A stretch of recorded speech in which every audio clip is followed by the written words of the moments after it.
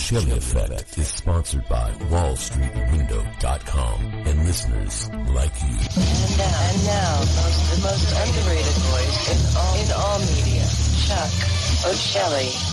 April 20, 2021. I know that sounds confusing, but it is 420 in the year they call 2021. So anyway, that is allegedly according to that thing we call a calendar, and this is the show you were looking for. Guess how I know that? 'Cause you're hearing me. Anyway, here we are on a Tuesday, a Tears Day. Now, normal stuff that I do on a Tuesday, not happening tonight. We're going in a different direction. I have with me in the first hour Jeffrey Matt. And, in the second hour, we are expecting, somebody that I didn't expect and have had on before, the great Jordan Maxwell. So, let's see how this goes. Obviously, I am not going to do my commentary on the verdict that was rendered today, having an interesting conversation in my chat room with one listener who has a completely different worldview from mine. So let's see what happens when he hears that show. If he bothers to listen to it, we shall see. But anyway, that's not the business of today. Jeffrey Matt is with us, and he has a presentation that I purposely did not go into detail on because I want to sit here and listen to what Jeffrey has to say. And then the surprise presentation from Jordan Maxwell, where Jeffrey will carry over with me into the second hour, and we'll hear what that is as well, because I have not been in contact with Jordan. I've attempted to, but he's been a bit elusive to me as of late, and got very lucky that he's going to come on in the second hour. So it'll be the three of us in the second hour, but for right now, we're just talking to Jeffrey Matt, and don't worry, Mike Swanson will be back. He's on vacation. Just for people that normally are tuning into Tuesday going, what happened? And JP Satilli, who was scheduled for tonight, his word to me is that we're shooting for May 3rd for him to return. And I can't get into details as to why it is he hasn't been here, but I'll tell you this, he hasn't felt well, and the details of that are his business, so we'll leave it at that. Anyway, Jeffrey Matt, let's see, I think it's a .com, isn't it? I haven't been there in a while. I know I have it bookmarked, but honestly, Jeffrey, I haven't looked at your website in a bit. I know you're always working on stuff, and, just like most of us, you've had to take a little bit of a break here or there, and I did intend to get you on my show, again, a lot sooner than this, but with the chaos and everything that has gone on and stuff that I felt needed to be covered and things that people requested that I cover on the show, to be honest with you, you kind of got pushed back, and I was just looking for a place to put you. And I've also had my own issues where I took a little break and everything else. So a lot of things conspired to not have you on, but it's good to have you back on. And I think it's JeffreyMatte.com, and if you spell it like this, JeffreyMatte.com, you can go there and take a good look at some of the work that we have covered on my show, some of the work that was covered on the Jeffrey Matt show, etc., etc. There's YouTube videos that I think still exist, but who knows? We've all gotten pushed down in the, in the algorithms, and I'm sometimes not sure if I exist on YouTube. But anyway, Jeffrey, how are you doing? Update me. What's going on? And let's get to what is on your mind tonight. Chuck, I'm so glad to be on the show tonight. Thank you for having me on. And hopefully the listenership's in for a treat with Jordan in the second hour, because I know when I hear that man's name and I learn from him, it's always a treat. But so my website, JeffreyMatt.com, for my family name Matt, you don't pronounce the E, so it sounds like there's no E, but there is. So sometimes, because I'm so censored and so pushed down, one time I did a YouTube search on my name, and you get 2 or 3 videos at the top, and then if you scroll, literally scroll down for 4 minutes, then you'll find a bunch of stuff. But you have to scroll for 4 minutes, and that 99% of the people don't want to do that.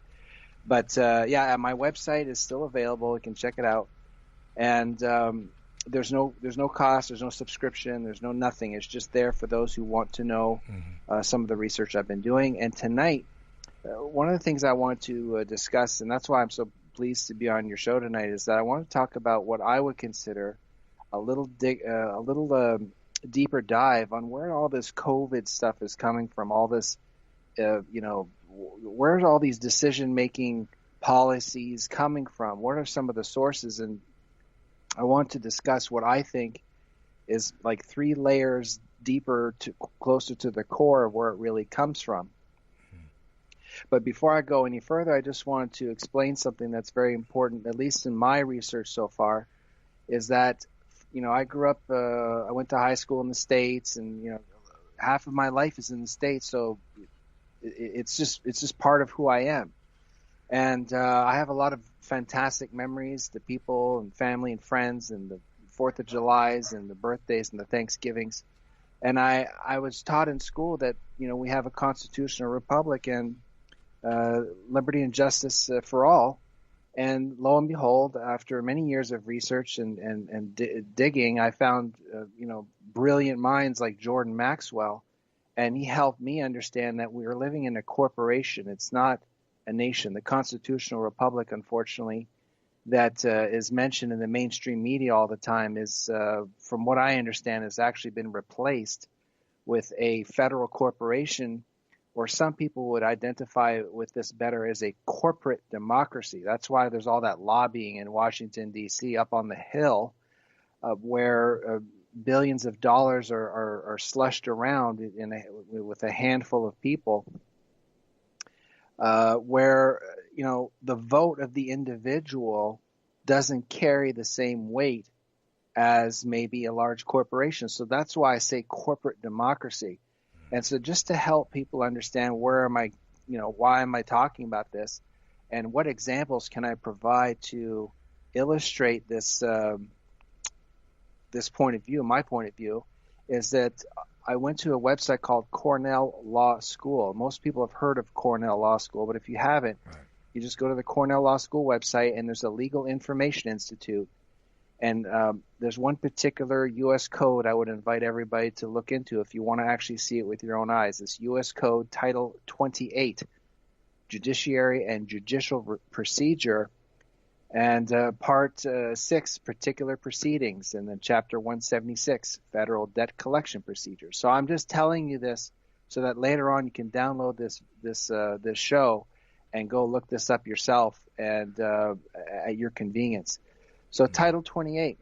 Listen, Jeffrey, if you could, make sure that you give me a link to that document, because it is very difficult to find the documentation that would be required to say that there was a handover from the one system of government that was allegedly in place. And by the way, I'm not somebody that believes that the constitutional republic was exactly designed for everybody to begin with.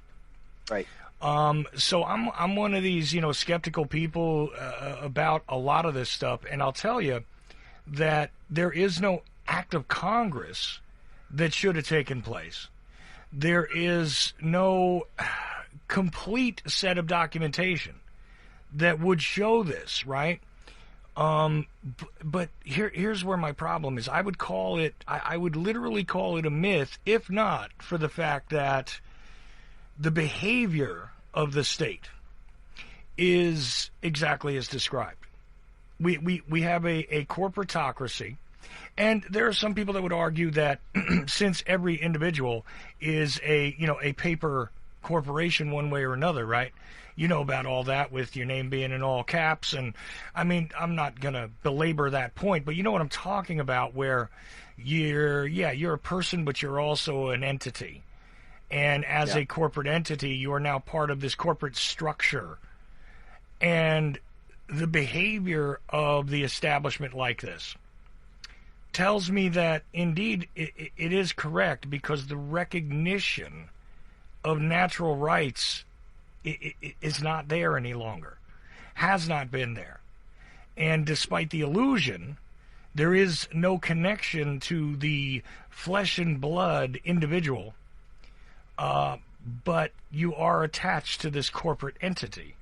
And this is how you function in the system. So, I mean, just perfect logic is that if you require a corporate establishment in order to deal with the system and communicate with it to begin with, And that is the only way by which anything can be achieved that can wind up filtering down to the real world, to the actual flesh and blood person. Then indeed we do have a grand corporate structure here.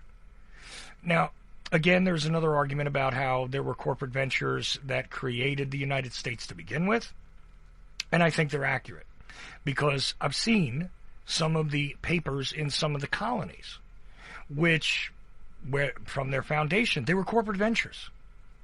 So, is it just logic that, of course, this is just a, well, fairly sophisticated corporate system, not really intended to deal with flesh, blood, air, water, land?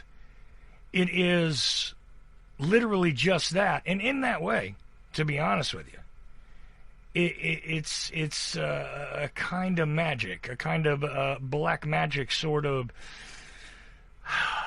infrastructure that we are all contending with here, as opposed to people representing people and people being addressed as individuals, as living beings.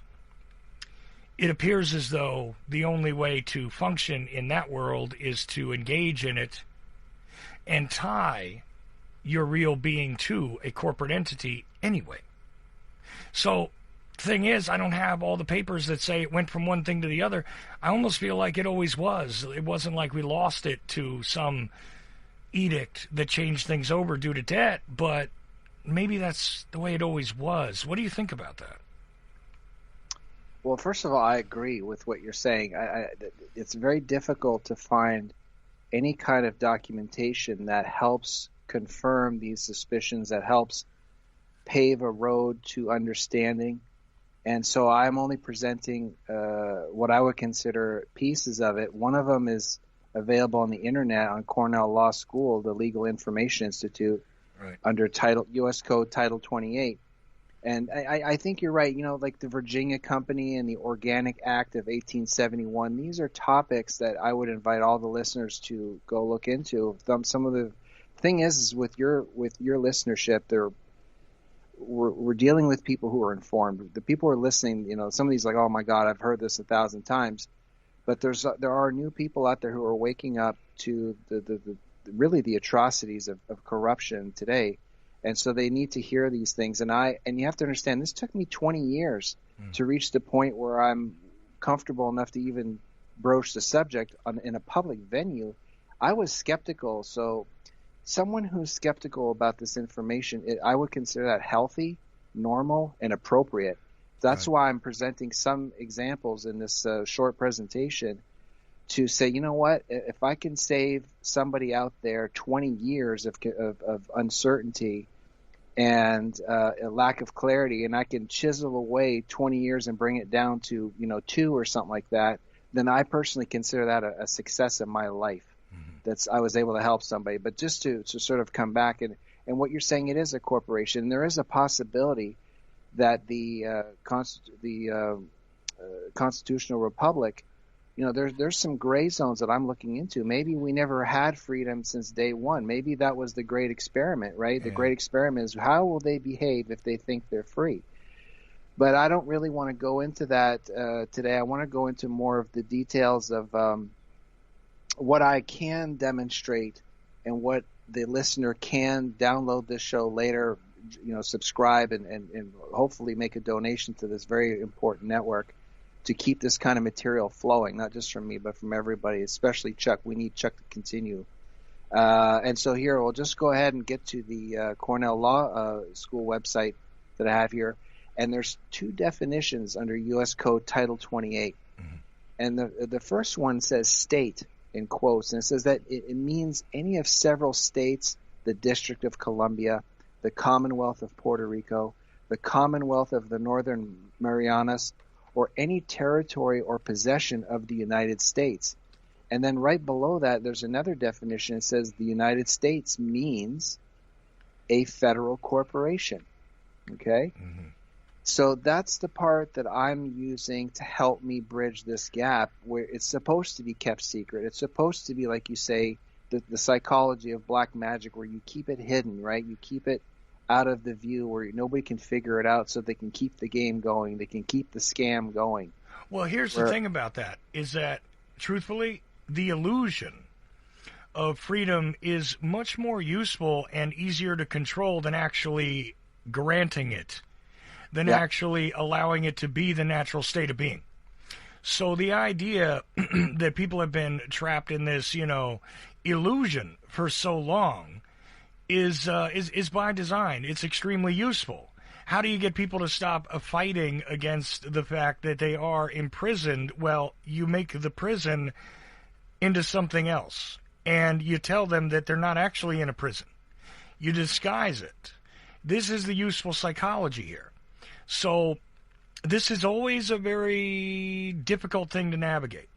So I applaud you for doing it, and I want you to continue, but I just want to point out, the illusion of freedom is a great, great weapon. And it has been utilized quite well over time. And I urge people to take a look at everything Jeffrey's saying. This flat definition, a federal corporation. I mean, is that, I mean, how much more direct do you have to get exactly? But please continue. Right.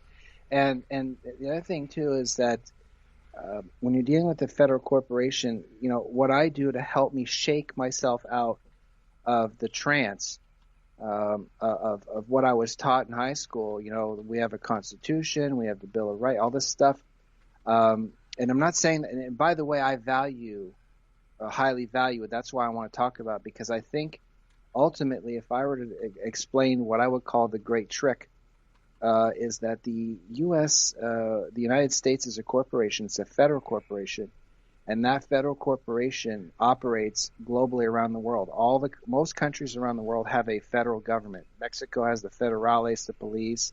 Canada is a corporation on the Securities Exchange Commission. Sure. It's registered in the United States, and so they have a federal government too, and so does New Zealand and Australia and many nations and many corporate nations and institutions that people call governments in countries in Europe and South America. They have federal governments. So what really the trick is, if I had to strip away the whole hour and bring it down just to a few moments, is that you basically have a one world system, and they have a storefront called Canada. They have a storefront called the United States Incorporated, and people call it the United States of America. You have New Zealand, Australia, so on and so forth. So when you go to the Securities Exchange Commission and you do a company search and you find that there's up to 40 nations that are incorporated in the States, and the United States is a federal corporation, then you basically have one system. So that's why this COVID thing, I want to discuss that the U.S. Inc. is a federal corporation, because that's how the United Nations is able to be sort of like the guardian of the supposedly World Health, of the World Health Organization, all this stuff. And most people who sign up to serve in the police and the military, of course, if you sign up for the right reasons and your heart's in the right place, of course, I'm with you. But the thing is that most of these people in these industries, they don't actually know they're working what I would say is a federal corporation, which really is the storefront of this now is no longer going to be the U.S. Inc. It's going to be replaced with the UN. And so that's the storefront. Sort of like back in the day when people had cell phones in the 2000s, there was a company called AT&T, and they bought out another company called Singular Wireless. They kept Singular for a little while, but ultimately most people didn't know that Singular was bought out by AT&T. And so people are under the impression that I'm with Singular, I'm not with AT&T, and then they find out when they have to cancel it, or find out, no, we're with AT&T now. Well, so it's the same psychology. Fast food restaurants have done this too, where actually, these different labels, these different types of fast food restaurants are actually owned by one conglomeration that, actually controls, and oddly enough, they also control soft drinks. Wonder why everybody's got the same soft drinks. But the thing is, one more point to this before you go further, and I promise I'm going to shut up now after I get this out, but I think this is extremely important. And you flew by it, and I don't know if you're going to address it later, but I just want to point this out. Here's the thing. Let's accept you have federal corporation, and all the states within federal corporation are possessions. Kind of leaves you in a bad spot for where you can own land.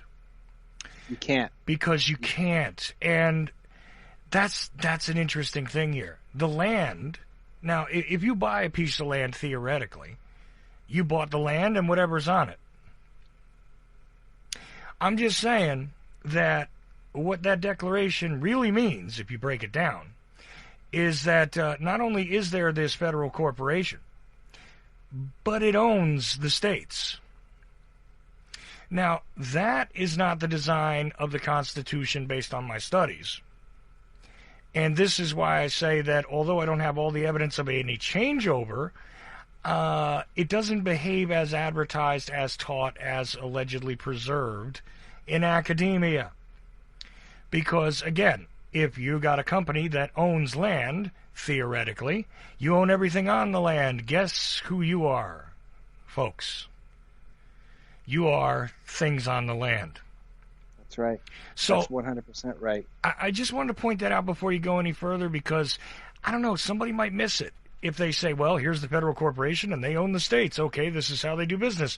Yeah, but let's think about that. If that is what owns things, and that owns the lands, which are the states, because how else do you define states except for here's a patch of land that we call this or that or the third thing? Yeah, that means, you think you have title and land and you own something, you need to check your paperwork because it will often call you a resident or, gee, I forget what it is, a tenant? Tenant. Yeah, tenant, right. That's the technical. But either way, you just happen to be there. That doesn't mean that you own it. And there's your declaration right there where the federal corporation says, we own the states. Now that's... Well, I'm glad you brought this up. Yeah. Please, go ahead, though. I'm going to leave it there. I just wanted to make sure we got that point because I didn't want to miss it as you get into the rest of this. And I know we've only got about a half hour, but I'm going to ease back and just let you run if you don't mind. No, you're 100% right. If you're really, for me at this stage of my learning, and I'm going to continue learning and grow and evolve over the years, whatever time I have left on this earth, I would love to see the Constitution, and I would love to see the allodial title of the land, or maybe another way I could term it would be a land patent. And even then, with the land patent, that's still somebody else's system, but at least it's something that that would help understand, who owns the land, who has the air rights, who has the mineral rights. If you want to drill down, and most people when they buy land, they only have the ability to have the right to have a house on the land. They can't drill for oil. They can't build a skyscraper unless they get special permissions to get air rights. So the thing is that if the American people, which I feel I'm part of because I was accepted as a young boy in America, grew up and was treated exceptionally well, then I am American. So I feel as if I was brought into the family. And so for me to find out that the America I grew up in is a corporation, and I'm not able to find the allodial title. Allodial is ALLODIAL. And what that means, I'm oversimplifying because I don't practice law, I don't medicine or give advice of any kind financial. Allodial just basically means you own it outright. And if you have a land patent, it's sort of like the gold standard of, this is yours. And land patents are very rarely discussed on the air, very rarely understood. And I'm still at the novice level. But to understand that the U.S. incorporated as a federal corporation, basically they're transitioning the U.S. Inc. away.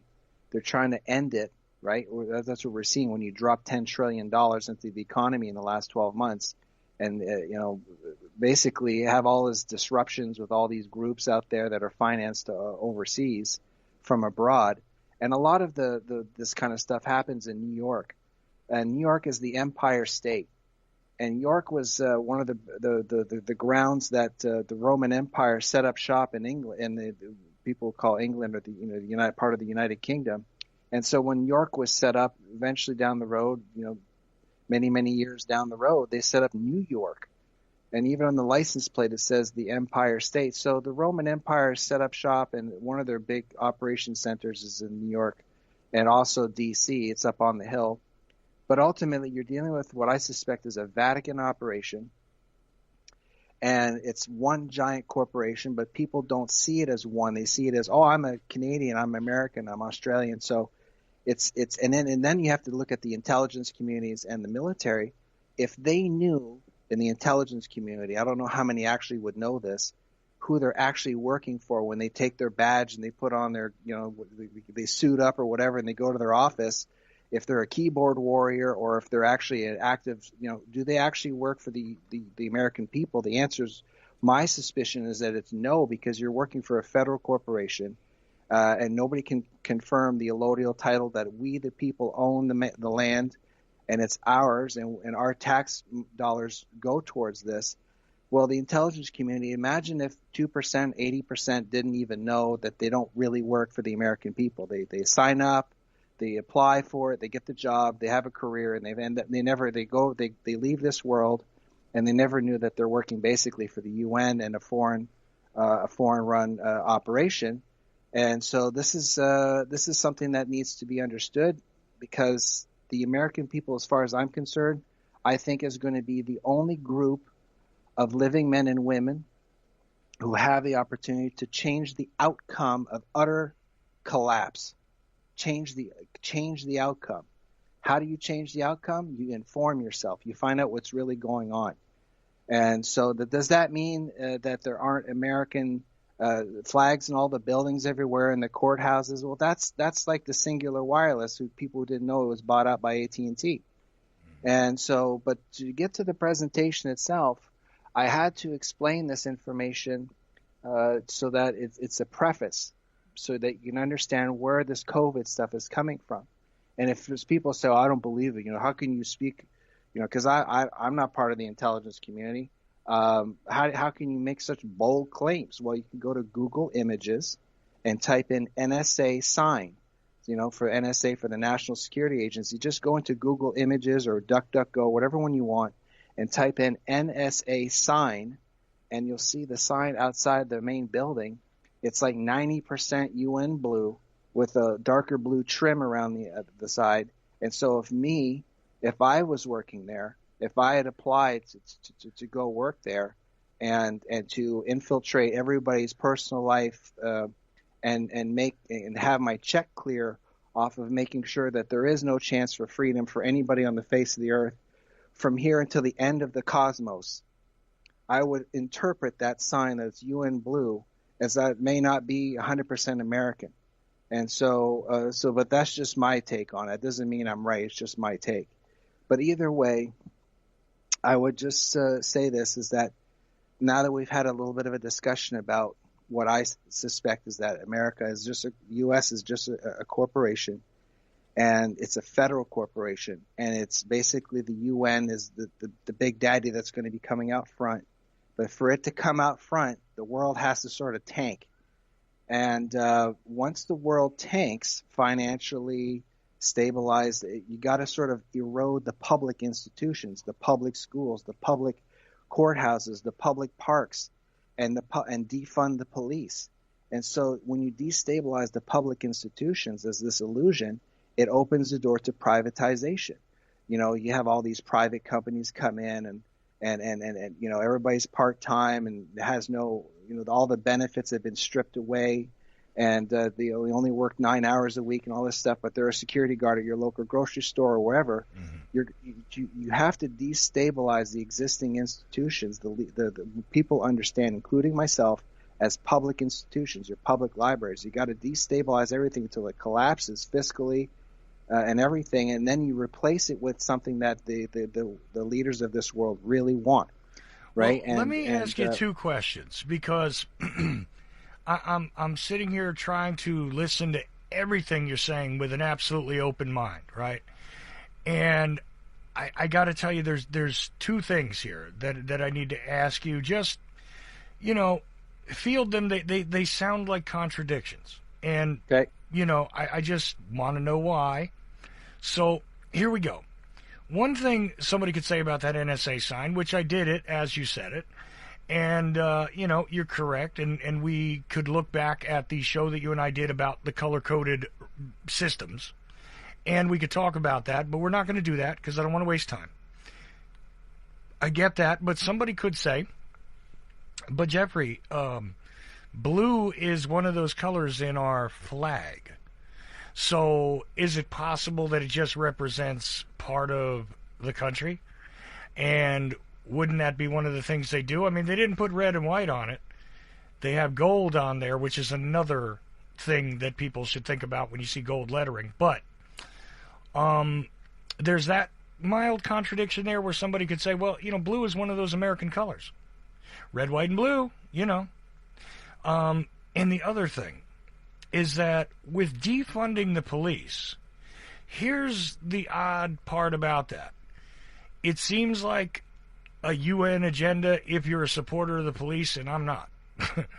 Okay? I'm really, really not. I find them to be overreaching, aggressive, militarized, occupying force. As a matter of fact, they're the third largest armed force on the planet, last I checked. If you combine all the police departments, okay? And the thing is, defunding them when they seem to be doing the bidding of this agenda is a bit of a contradiction there. Like, you don't want to defund the police because they are literally the army enforcing the policies, and the policies they're enforcing are not always lawful, certainly almost never constitutional, and quite honestly, they are a militarized force onto themselves, in my opinion. Now, that's going to taint the presentation I'm going to wind up giving on today's verdict when I do it in the near future, but it is one of those things that I got to ask where I can't seem to navigate through whether the police are a tool of this agenda or they are, the defense against this agenda. It almost sounds like a contradiction because defunding them, which is a poor choice of words, reorganizing them and actually, creating a community service that is not an armed authority that shows up for things it shouldn't, that people rely on too much, and I'm not one of these people that calls cops, okay? Just saying. It seems almost like a contradiction. Like sometimes people say they are part of the greater agenda and they are a tool for it. And on the other hand, well, they're our defense. And quite frankly, I would err on the side of thinking that they are actually being promoted and used quite efficiently to make sure that, the kind of disruption that is created by the overstepping of the alleged authority on a local level, the granting of the ability to kill people based on justifications that you and I could not possibly use, the abuse that the system does to the average individual here in this country is absolutely horrendous. You get sucked into it and you get beat up by it physically, financially, everything all the way around. It seems to me as though this would be part of the agenda to make sure that we are very much occupied with being at each other's throats more than anything. So what are your thoughts about that? And then, again, I'm sorry, but I felt like I needed to ask you that question because I almost feel like, on the one hand, you think they're part of that agenda to do this, and on the other hand, you think they might actually be a legitimate defense force for, we the people. And I can't go with that at all personally, but it's not about my view, it's about yours. So please, what is your view on this? Well, yeah, the conscious, these patterns are designed to be hidden, and the people, the key to all this is education, understanding, and I only present a piece of the puzzle, and it's up to the listener to take the piece they think is of value, combine it with their personal knowledge, and move forward. My answer to your comments and question, it would be that when someone says defund the police, there's nothing positive about that.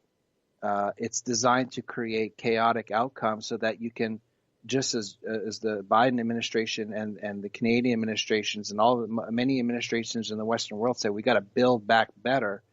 So to build back better, you sort of got to get rid of what's currently there, and so it's just a pressure point. And unfortunately, the police departments, there are no law enforcement to my knowledge. I'm not able to locate that.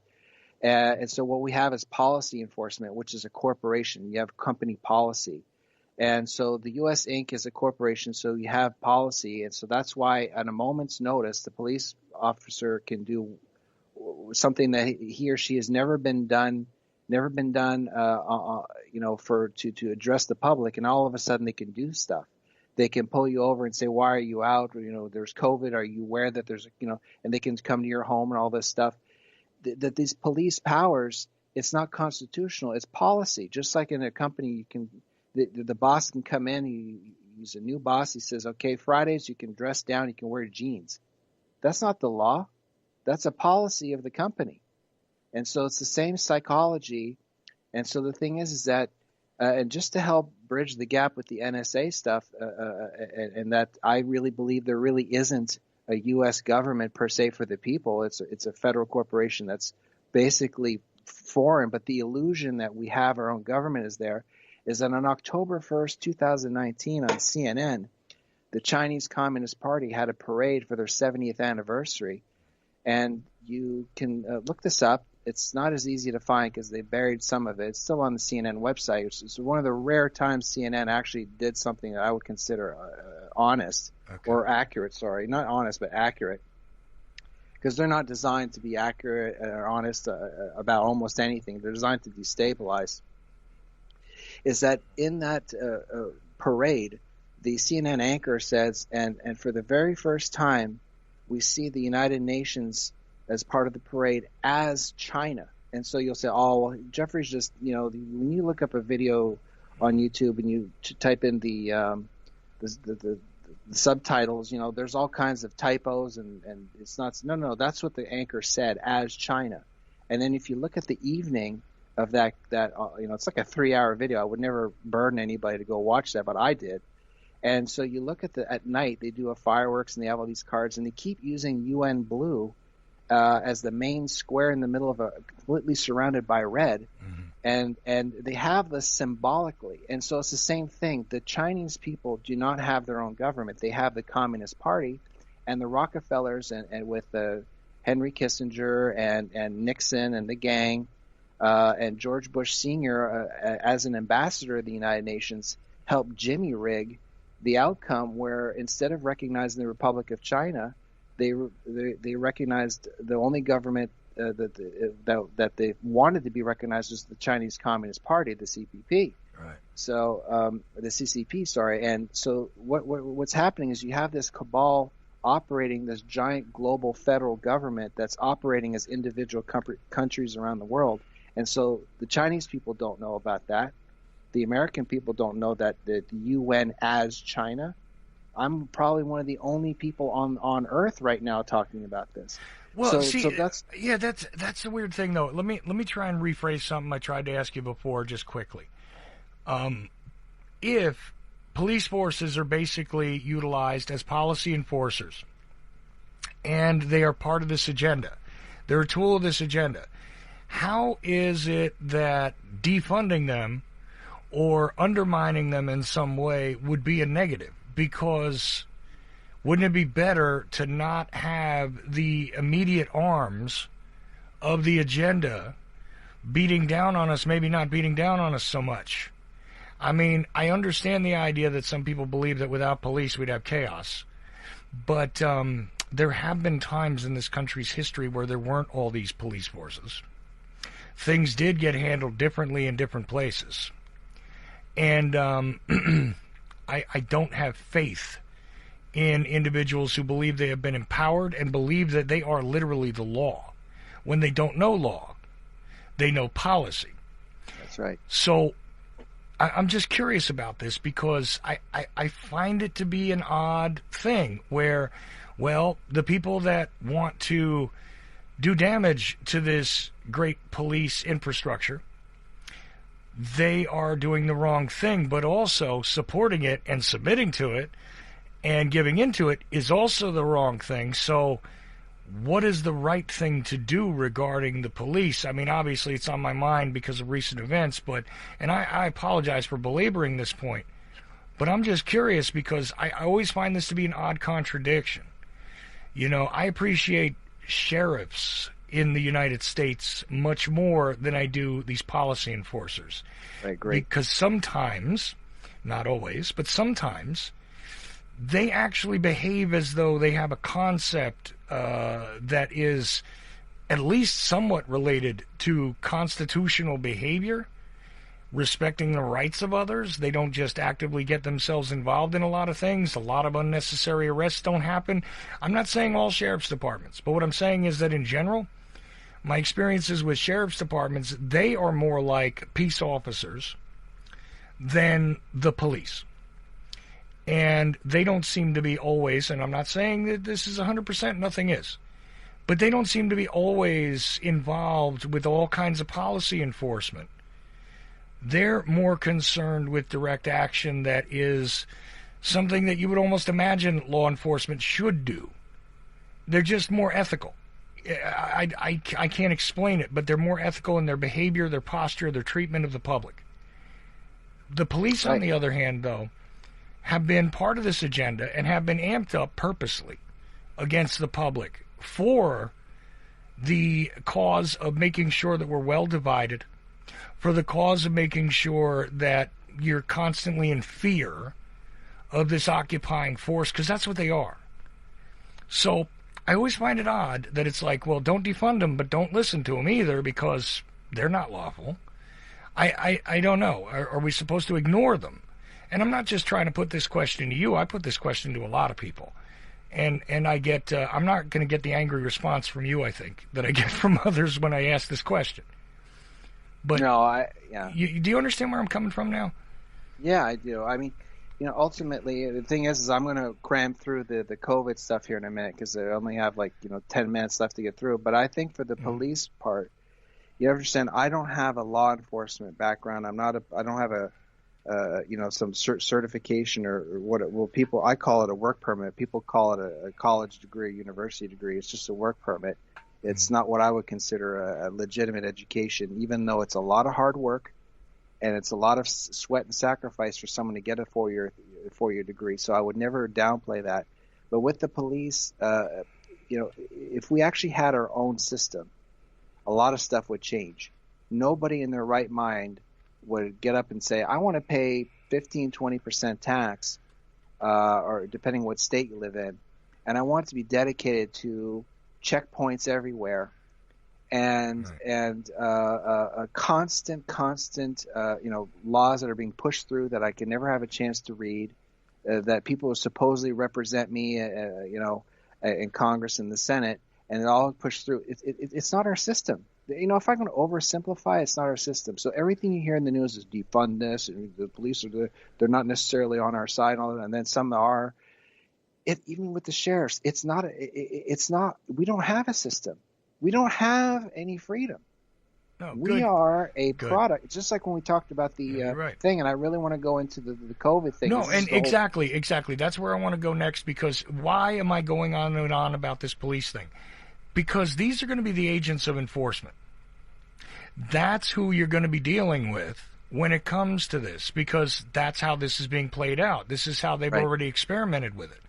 Right. So let's go to the COVID thing, because this is very hard to contend with. I got to be honest with you. I'm not one of these people that thinks it's fake. I'm not one of these people that, believes that it's even man-made. I think it's just being taken advantage of. And it doesn't matter if it was man-made at this point, with what's gone on. It doesn't matter because it's fed into every single other agenda possible, from Big Pharma's, domination of all things, to the corporate control of everyone and everything. And this is the dangerous element of it. Much more dangerous than whatever the disease is. So, that's why I keep asking about the police, though, because this is who is going to enforce this stuff. This is who is going to block you from being able to do stuff without your passport. This is what the problem is. So, with that, I mean, yeah, explain it to me.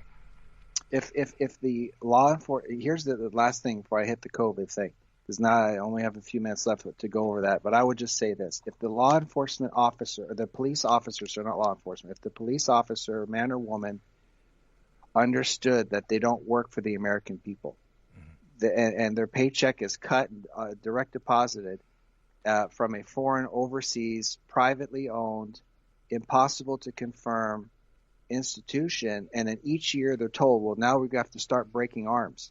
And they're going to say, well, we've never broken arms since the launch of America in 1776. Now when someone argues with you, you break their arm. A lot of police officers will quit. And so what happens is that some quit, some don't, and then you keep getting people, oh, he's 20 years old, perfect, bring him in. We'll break arms, okay, wow, and I get a bonus, great, I'll do it. It's just a trick. So the education is the key in understanding what's happening. If the police force understood what was going on, we have a shot. We have a shot because they're going to realize you can't break your own back and then go out and spend your paycheck. You can't shoot both your kneecaps out. I don't care how much training you got. And as soon as you're trained, you're certified. You take a shotgun. I'm being theoretically, I would never invite anybody for violence of any kind. And you point it on both your knees and you blow both your legs off and say, okay, we're going to pay you now. Nobody in their right mind would do that. So here's the thing with this COVID thing. People are saying, oh, well, where's this coming from? Or at least I've asked myself the question. And one of the first places I looked was Johns Hopkins. And most people have heard of Johns Hopkins.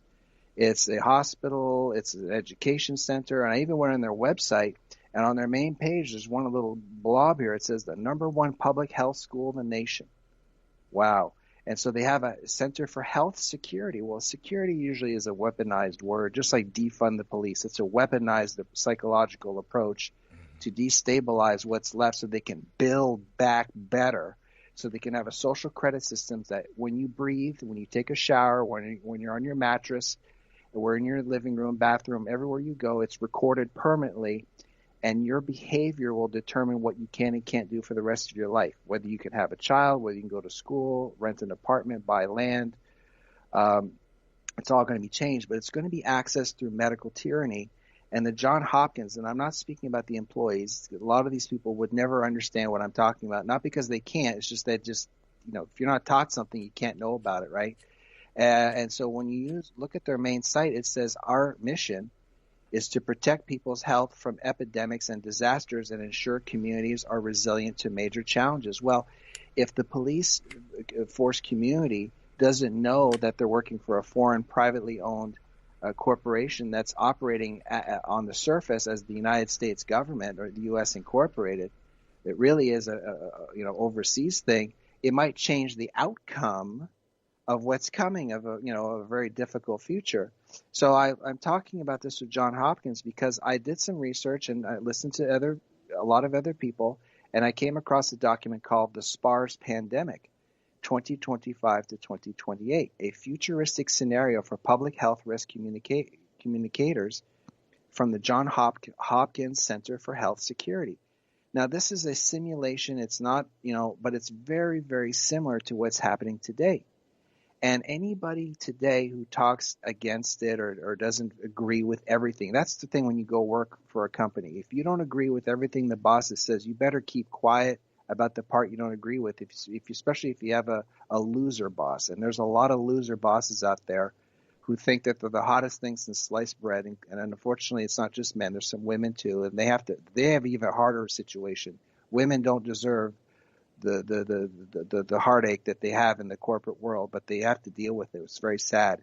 But if you contradict whatever the narrative on this COVID thing is, they have these things called medical countermeasures, or MCM. So that's where the banning and the censorship and all he's wrong and the discrediting everybody, and people are getting huge paychecks, and they're working for the government, supposedly the U.S. government, to make sure you have no chance whatsoever of figuring out what's going on and having any kind of future whatsoever, because their checks are clearing. Their check is clearing. and they don't have to worry about the social credit. You're in the military, you're in the intelligence, you're free, baby. You're above the law because there is no law, it's policy. So when you look at the SPARS pandemic 2025, the point of what I'm saying in this is that it mirrors eerily to what's happening today in the mainstream news. So I invite everybody to go look that up themselves, the SPARS pandemic 2025 to 2028, and find it and research it yourself and come up with your own conclusion. Don't necessarily take what I'm saying for granted. But I did more homework, and it led me to a different document, and it's called Preparedness for a High-Impact Respiratory Pathogen Pandemic, and it came out in September 2019. Again, Johns Hopkins with the health security. But here's the point. Here's the part that I want to really talk about. On page, I think it's the page 2 or page 1. I think it's page 1. This report was commissioned and prepared for the Global Preparedness Monitoring Board. The acronym is GPMB, okay? So people say, well, so what? Who cares about all that? Well, Georgetown University, they have their own governance preparedness initial lessons from COVID-19, and it's also connected to the Center for the Global Preparedness Monitoring Board, the GPMB. So there seems to be a little bit of an overlap. So you can go look up that document too from the Georgetown University. You can see what I'm talking about. This recurring theme of the Global Preparedness Monitoring Board, where is this coming from? And I kept digging, and I found another document that's called A World in Disorder by the Global Preparedness Monitoring Board. And when I look at page 2, it says it's the World Health Organization. So basically, when you're looking at the Johns Hopkins, and they are connecting themselves in your face, page 1, Global Preparedness Monitoring Board, and I look at different documents, hey, they're basically a World Health, it's the UN. So this is why I'm saying the U.S. government really isn't our government, isn't our system. It's the UN. It's the Rockefellers in conjunction with all the others who don't want to lose basically control of the human family, and they want to collapse it so they can privatize everything. And so I kept digging, and I came up and I found another institution. It's called the Wellcome Trust. And this document really opened me up. The document is called Advancing Epidemics R&D to Keep Up with a Changing World, Progress, Challenges, and Opportunities. And that's why I always recommend everybody's listening to this show. If you value this information, subscribe and download this and go listen to and look this up yourself. But on page 2 of this document of the Wellcome Trust, and it's WELLCOM, not just with one L, to the Wellcome. And page 2 of this document, it says, at the request of the Global Preparedness Monitoring Board, the GPMB, the Wellcome Trust has developed this report as a contribution to the development of the board's first annual report. So these people really trust each other to do that. And so what I did is I went to Dun & Bradstreet on the internet. It's basically a website in the UK. You can look up corporations, sort of like the SEC in the States, the Securities Exchange Commission. So I went to Dun & Bradstreet, and I typed in the Wellcome Trust, and it's all over the place. It's all in England. There's all kinds of stuff. And what is the Wellcome Trust all about? Well, here's a brief description of it. In 2012, the Wellcome Trust was described by the Financial Times as the United Kingdom's largest provider of non-government, like NGOs, funding for scientific research, and one of the largest providers in the world. So when I go look at the Wellcome Trust on their actual website, there's a man named Henry Wellcome, born in the States, he's a pharmaceutical man, set up shop and, combined with another man named Silas Burroughs and so set up shop, and it's pharmaceutical. Well, that's big money, right? It's basically almost a monopoly. And now in 1995, GlaxoSmithKline, and if you look up GlaxoSmithKline, it's not one company, it is dozens and dozens. You're dealing with a behemoth, a $18 trillion pound elephant, but they give it one name so that you're not intimidated by it.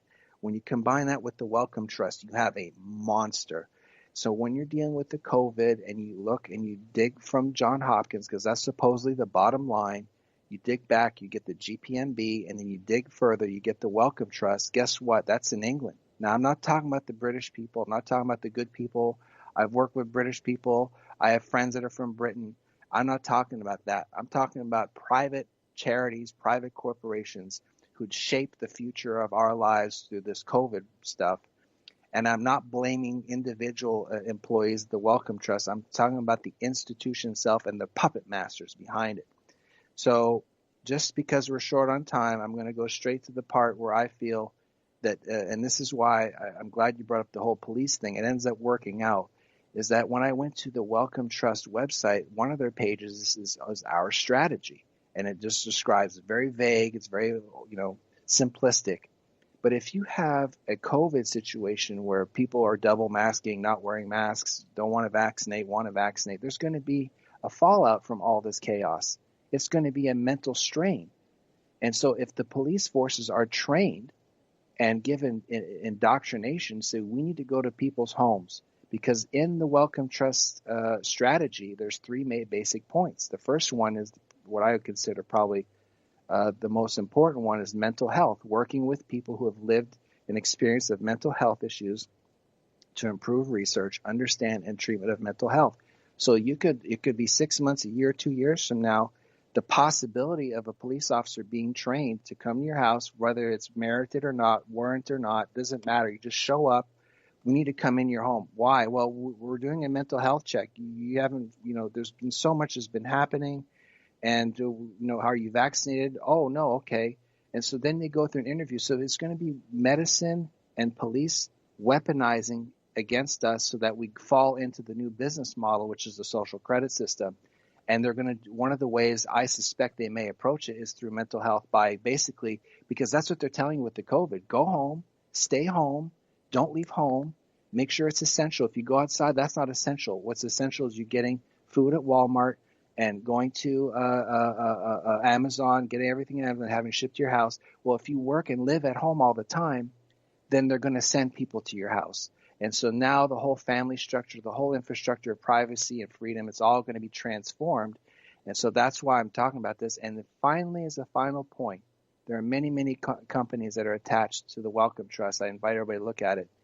But most important, I would say, is that all these institutions, the big players here that I would say that you need to be aware of are the Medical Research Council, the Council Research in the UK, the Wellcome Trust, the University College of London, and the Imperial College of London and the King's College of London. These seem to be sort of like the ringmasters of what's coming and who decides where all this COVID stuff is going. And they all have a modern slavery statement on their website. Why would someone who's trying to protect health and prevent disasters all in uniformity have a modern slavery statement on their website? I invite everybody to go look it up, and you'll see it for yourself. And it's really interesting that I'm giving an example where I think you can see 3 layers back from John Hopkins and where all this nonsense is coming from. But the reason why I was able to determine all this is because I learned from a great man named Jordan Maxwell, who helped me learn how to think, train me to understand that there's more than meets the eye. You got to go do your homework. And I was really lucky. He called me and he showed me something about the dawn of a new day and how this man's work is going to basically, if it's properly understood and carried over and spread around the world, he's probably one of the most significant men on earth. And the greatest reformation, I think, is coming for the human family if we survive it. But he made an incredible discovery of understanding about the dawn of a new day. And even CNN has a show called The New Day Show. And so he's really a big influencer for not my life, but helping understand the world I live in. And I wanted to just simply present this information so that if people are like, I wonder where all this COVID stuff really sort of comes from. And these are 3 layers that you can all look up and research on your own. And it is connected to what I would consider a solar cult and they're using world communism and world fascism as their vehicle via corporations to change everything. And so once the U.S. is completely transformed and collapsed, now you can build back better. So all this chaos and confusion is a business model. So that's really my take on it. So I'm sorry I dominated there for a while, but I want to try to get it all out. No, I wanted you to. And, I'm glad you did, because I think people fail to recognize exactly how much academia, the education that does exist, is absolutely dominated by, guess what, this funding, which it's labyrinthian. To try and track it down, I mean, you need a specialization when it comes to forensic accounting. Because the fact is that Johns Hopkins is getting its money from a non-governmental organization who's getting its money from where? A bunch of corporations who make their charitable donations to avoid paying taxes. Okay? And voila, you have the corporation dictating what the academia comes up with. Of course they're going to game out all this stuff. When I read that 2019 document, and I got to tell you, it was remarkably spot on for a lot of the things that I'm watching happening right now. Yeah. Now, I didn't read the more recent one, and I really hope that when we're done with the show, you'll send me an email or something to put this together in a short written form for people to follow, because I want them to start to look at this for themselves. Right. It's worthy of consideration. It definitely might explain some of what's going on. Not all of it, though, I got to tell you, Jeffrey. There's a lot to this, I think, has yet to be revealed. Yep. And I don't know. It's a dangerous time.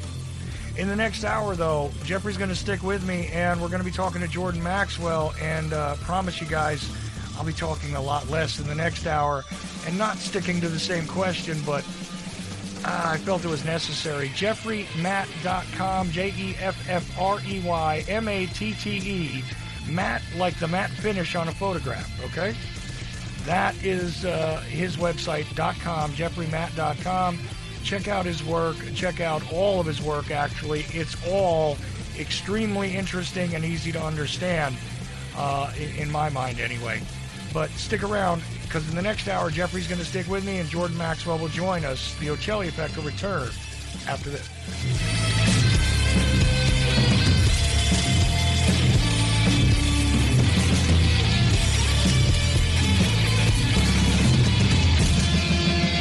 Ocelli.com.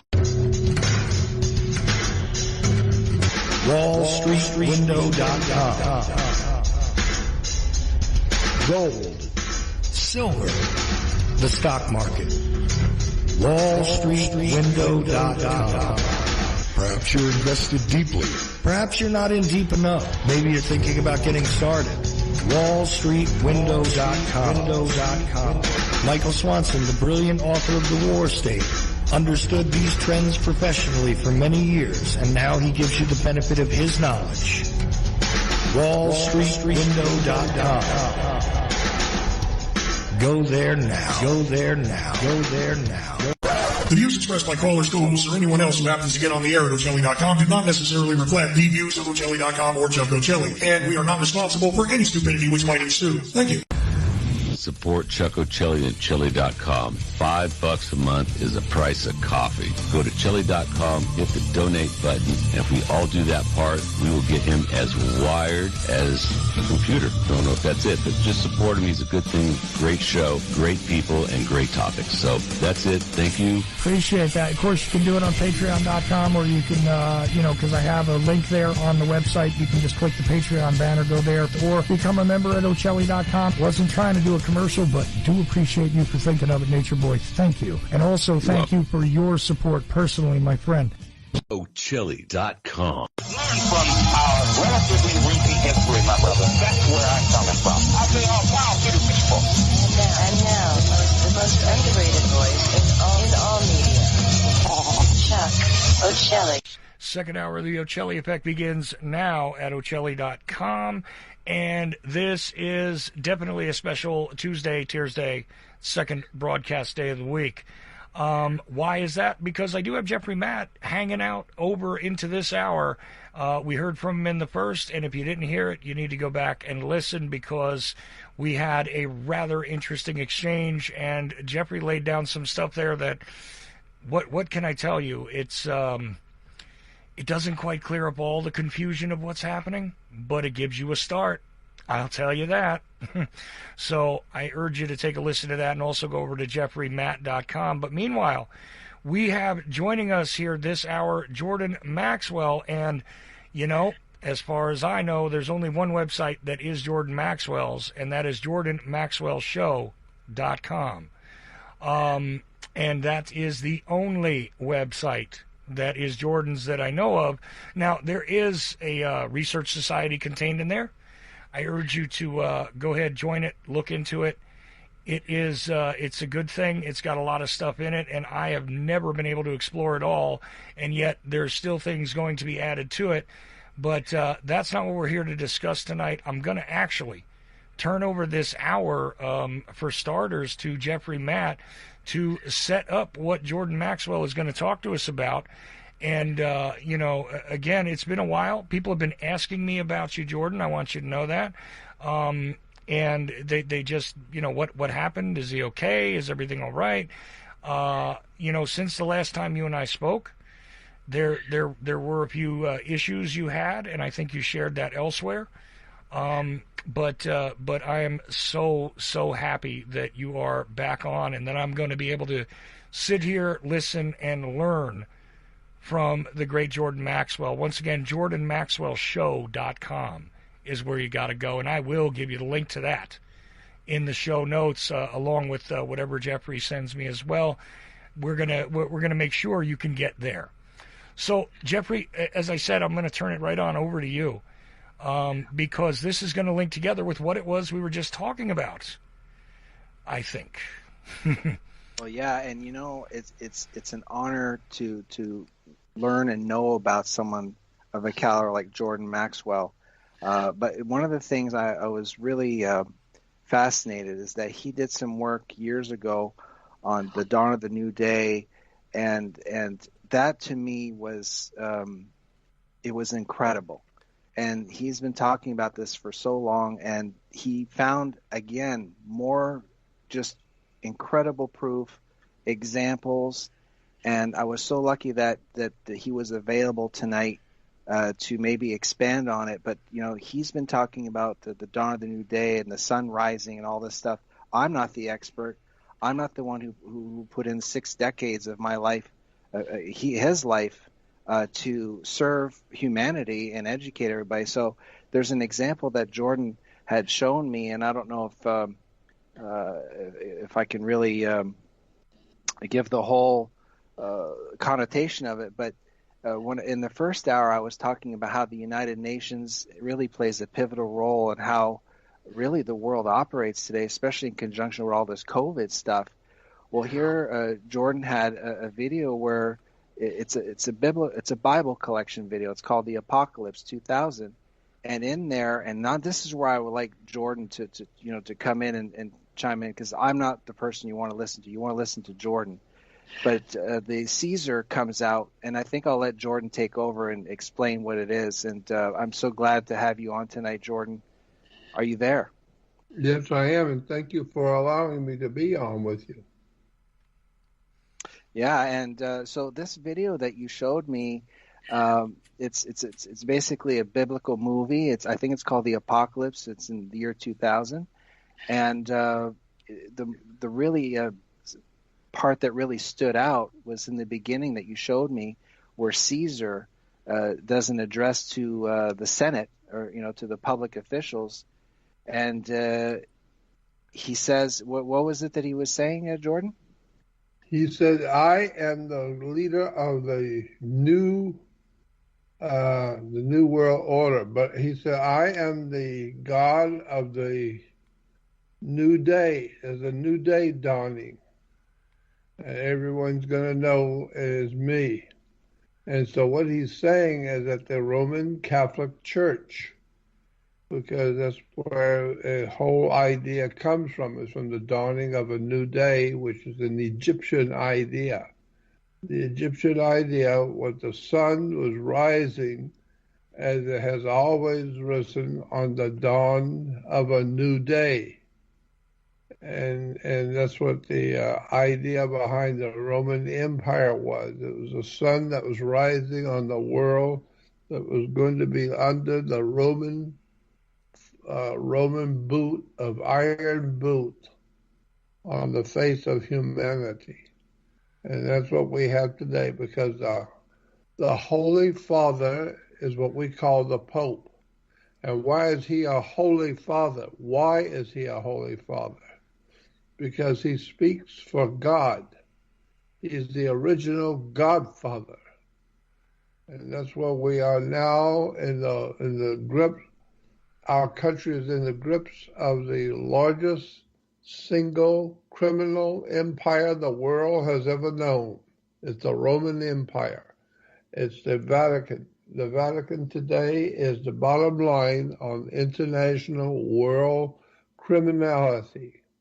And that's why the Pope is the Holy Father, because he speaks for God, and he's a Godfather.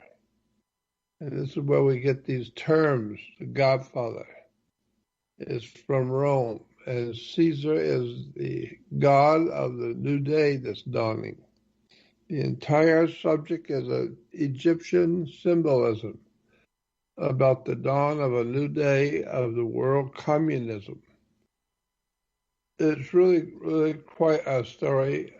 I don't know if I can do justice to it right now by just talking about it, because you really have to see it, and you have to see how many times it's used. Well, I hate to ask this question at this point, but I don't believe I saw this movie. I'm curious, did Caesar speak from Capitol Hill? Because we have a Capitol Hill here, don't we?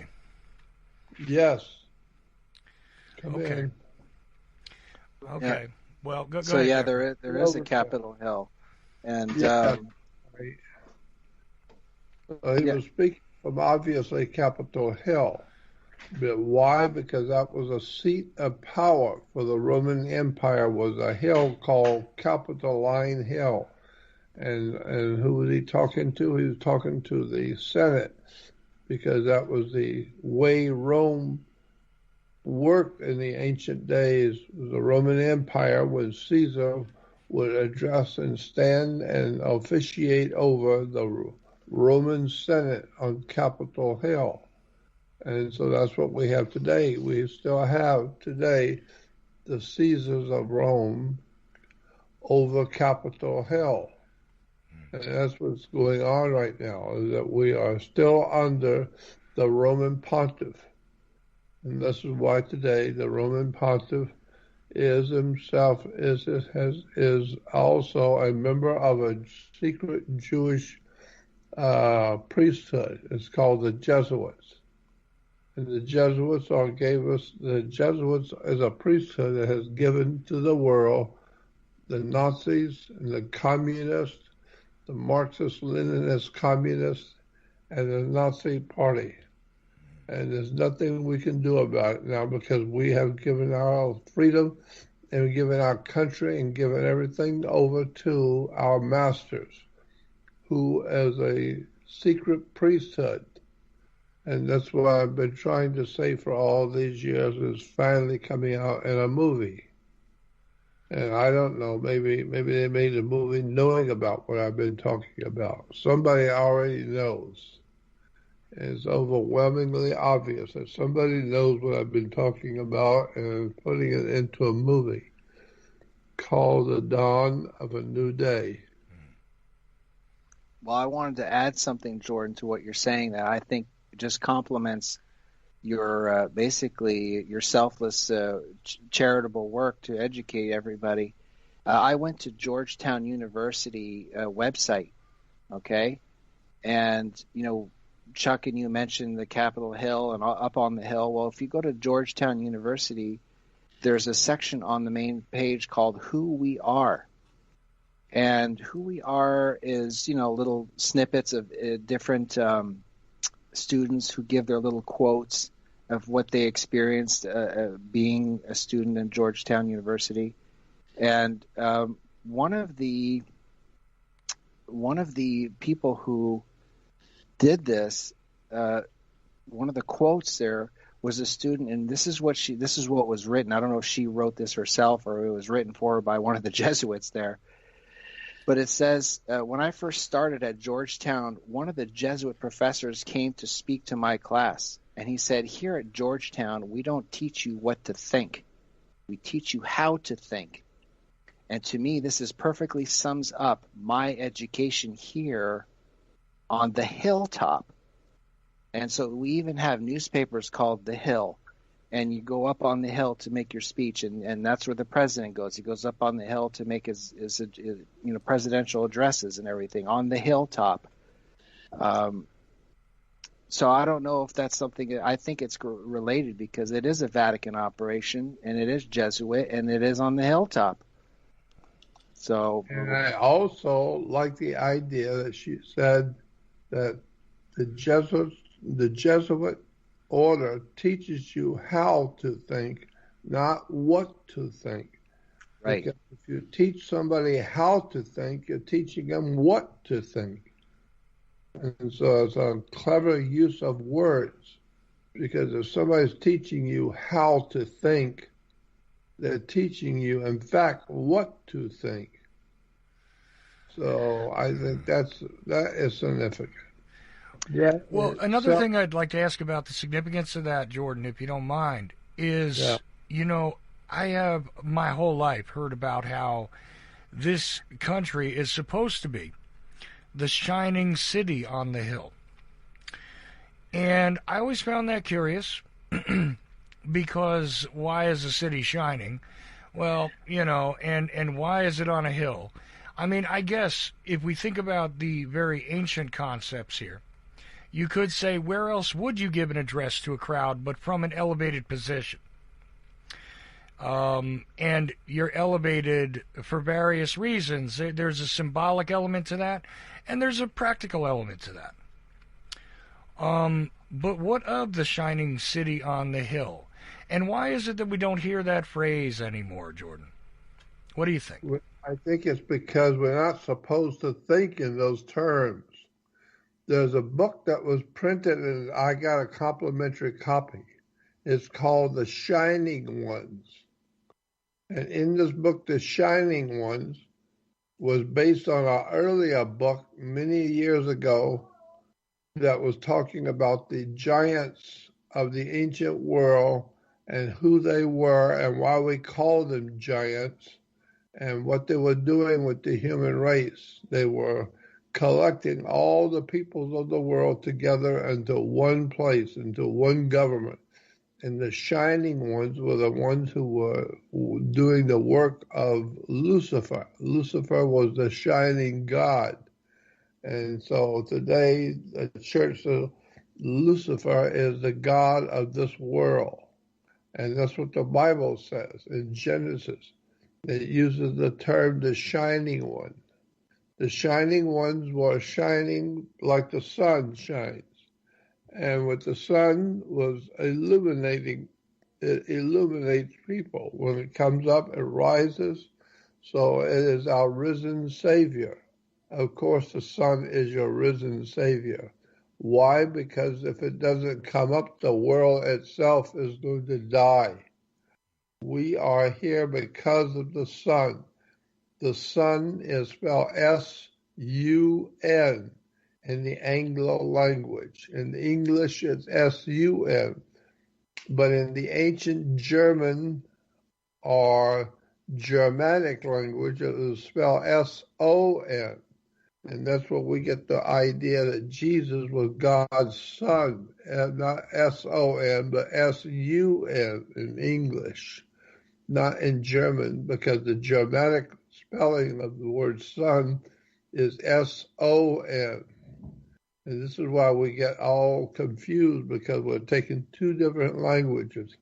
and putting them together, and one half of it is sun worship, and the other half is God's Son, S-O-N. And so that's where we get the word our son, means your boy. And so we are believing that God's Son is going to come and help us. And I have said so many times, I do not believe Jesus ever existed. I am not convinced at all that he is coming back to save us. And the reason why is because it's very difficult to come back when you've never been here to start with. How do you make a big comeback if you've never been here to begin with? And so I think that this whole idea of God's Son is just a Germanic misspelling of the word son, because the correct spelling is S-U-N. That's why we go to church on Sunday, S-U-N, day, the day of the sun, the dawning of a new world order. When the sun comes up, it's rising on a dawn of a new world order, or the great new sun. It's really actually very, very ancient, and it's been known for thousands of years. But now we know why there is a different spelling, because it's Germanic. Today, the country of Germany is what we call today the Holy Roman Empire.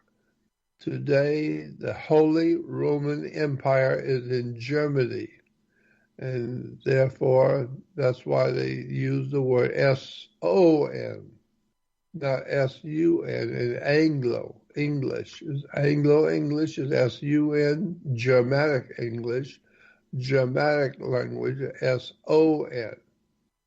So the whole idea is that Rome, like always, Rome has stooped to conquer. There's a book put out called Rome Stoops to Conquer, meaning that Roman Empire is today in New York. And that's why New York is called the Empire State, because it's the center for the new Roman Empire, the new Empire State.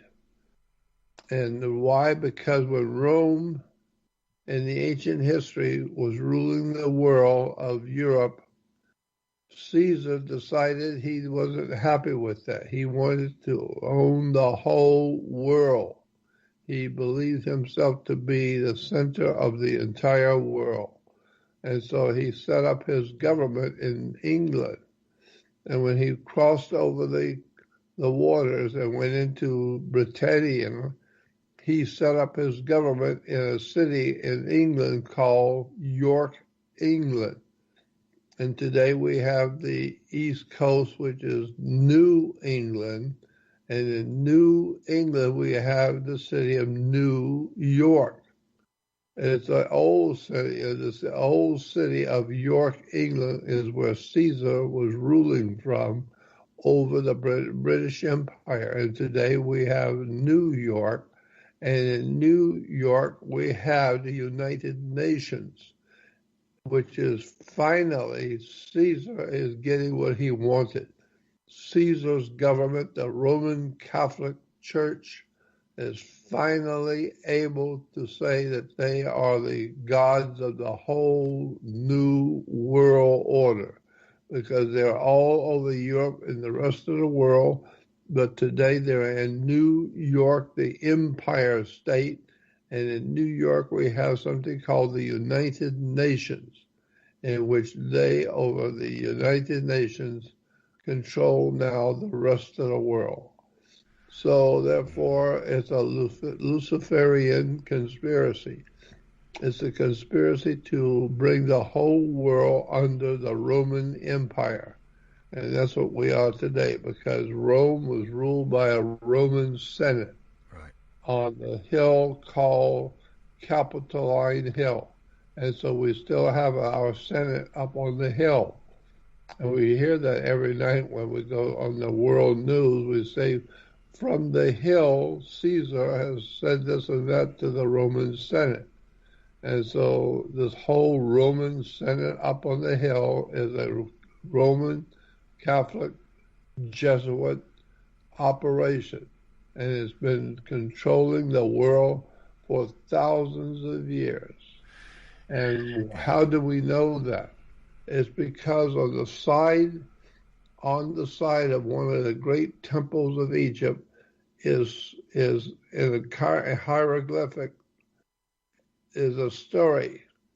And that story is that Caesar, it says on the side of one of the big temples in Egypt, it says that Caesar was walking along the Nile one day by himself. And all of a sudden, over his head, he discovered there was a silver disc, a flying saucer, if you wish, a silver disc over his head. And it frightened him. And the story goes on to say that Caesar was told by the people in the silver disc to go back to Cairo and to found a new city. He needed to set up a new city. And the new city was going to be the city of the sun. And out of that city of the sun, there would be given a symbol. And Caesar was to give the new city a symbol. And the symbol was a rising sun over the mountains of the east.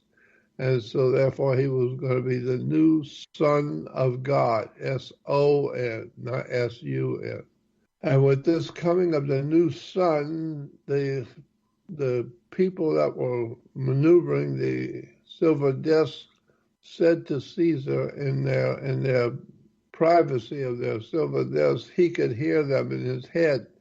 And it said that Caesar heard them say to go back to Cairo and found the city and call it Akhenaten. Akhenaten, A-T-O-N, Aton, was the sun god, the major sun god of Egypt was Aton. And this is why today the Jewish people all over the world are still worshiping the Aton, the Son of God, the S-O-N, because the rabbis have said that we're not supposed to use the name of God, because when we use it, when we don't know God, we're not supposed to know God. They know God. They are God's chosen people.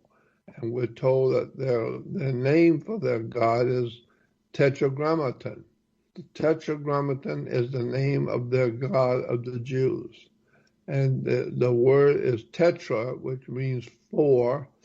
Letters is gram, G-R-A-M-M, means a letter, like A, B, C, or D.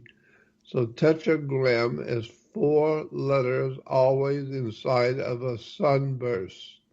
And on all the altars in all of the Jewish religion and all synagogues on the earth, no matter what kind of synagogue, they all have the same symbol all over the world, just as we do. Just as we have a sun, the Jews also have a picture of their God, the sun, and it's called the Tetragrammaton. Tetra is four, gram is the letters, four letters inside of a sunburst. And so it's called Tetragrammaton. The Aton is the Aton, A-T-O-N, which is the god of Egypt, which was the sun. And so that's why we know the Jews are still worshiping the old Egyptian god of the sun, Tetragrammaton. And this is why today we are worshiping all over the world God's risen Savior, our Son. And I say, well, of course it's your risen Savior, because if it don't rise every morning, we're going to be dead in about 3 weeks. If it doesn't rise, because we're going to freeze to death on the miles of ice. Right. Now, here's a question also for you, because This has been bothering me after we did the series that you and I did, and a lot of people have appreciated that. Still write to me about it. They're still discovering it, by the way, Jordan. Yep. And I'm really, really grateful that you sat through that with me. And we did 25 parts, everybody. So, there's 50 hours of discussion. But something I didn't bring up then that you just brought back to my mind is that, the people that, and I'm not trying to paint a broad brush here, but kind of gonna have to. People that are spoiling for the return of the light of the world, right? They say they're looking for Jesus to return, but they're looking for the return of the light of the world, and are very much interested in end days prophecy and seem to organize their whole worldview around the end times concept. It occurs to me that what they're calling for, what they're, trying to manifest through their behaviors, their philosophy, everything, people that are extremely focused on it are asking for the light of the world to return without, because the Christ figure is described as the light of the world, as were many other saviors in this sort of template that is common. And you're the person who introduced me to that concept and got me to understand that. Here's the thing. It seems as though they're asking for the illuminated one. They're not asking for the positive concept that is generally told to people about the return. And again, you can't return if you haven't been here. But it seems to me like they are literally trying to summon a demon. I mean, and I'm being generous by calling it a demon. I mean, we're talking literally about the shiny one here, the shining being. And it seems to me as though they're provoking that, not knowing that that's what they're asking for in an esoteric way. Now, I don't know how deep you want to go into that. Well, if you look at all the badges of the whole world, like the people that were in the flying disc-shaped thing that Pharaoh heard, they said they're going to make that symbol a symbol of the power of the whole world, will be the sun, and that they were going to set up a government called the Tetragrammaton, Tetragrammaton. And in the Tetragrammaton, the symbol was going to be a swastika, because the swastika was a round sun with feet that was walking across the sky.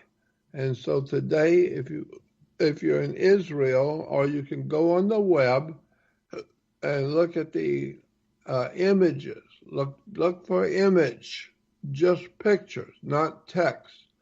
And look for images, and then look and see how many synagogues in Israel today are marked with a big tetragrammaton, with a big swastika. This is where Hitler got his idea for the swastika, was from the Jewish people.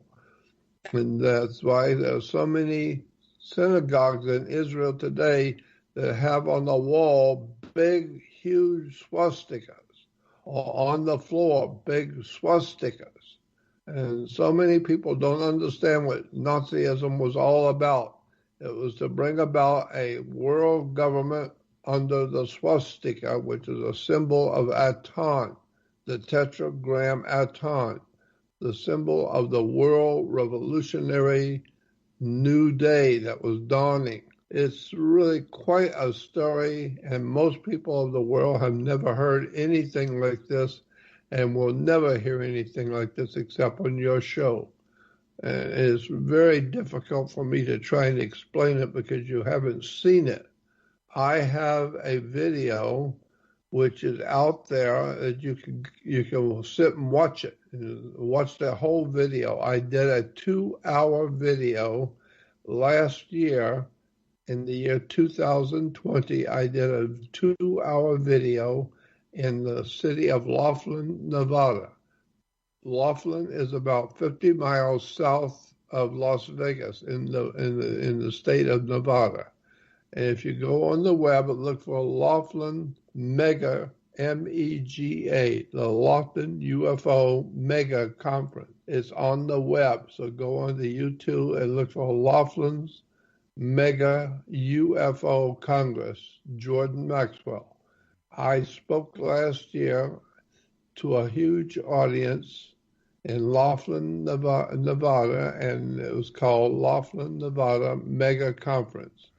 And I showed the pictures, and they walked through the whole entire subject of the dawn of a new day, and I put all the pictures and documents in place, showing that Obama and Hillary Clinton were actually members of the Soviet Communist Party, and they were operating in America under a new order, and that's why the Soviet Communist Party today has been always the enemy of America, and that's why the Democratic Party wants to shut down any government that is championing America over the Soviet Communist New World Order.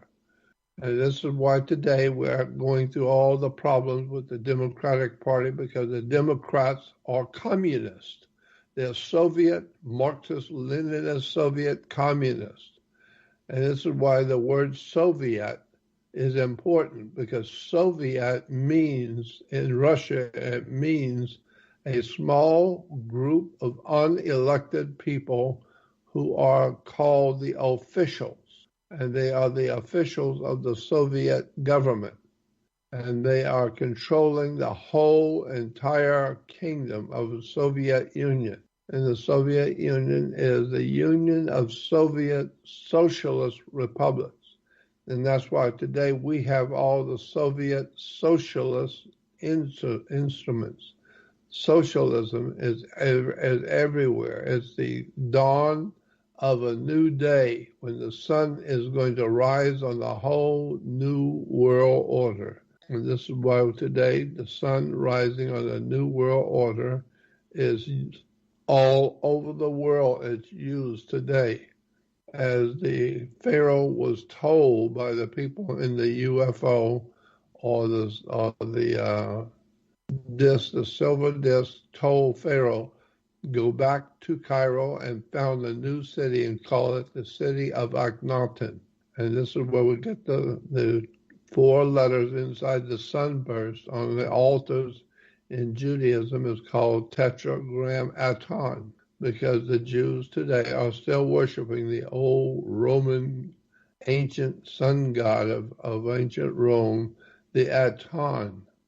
Do some homework and look in the encyclopedia and you will see the Aton was to Egypt the most powerful ancient god of the whole world.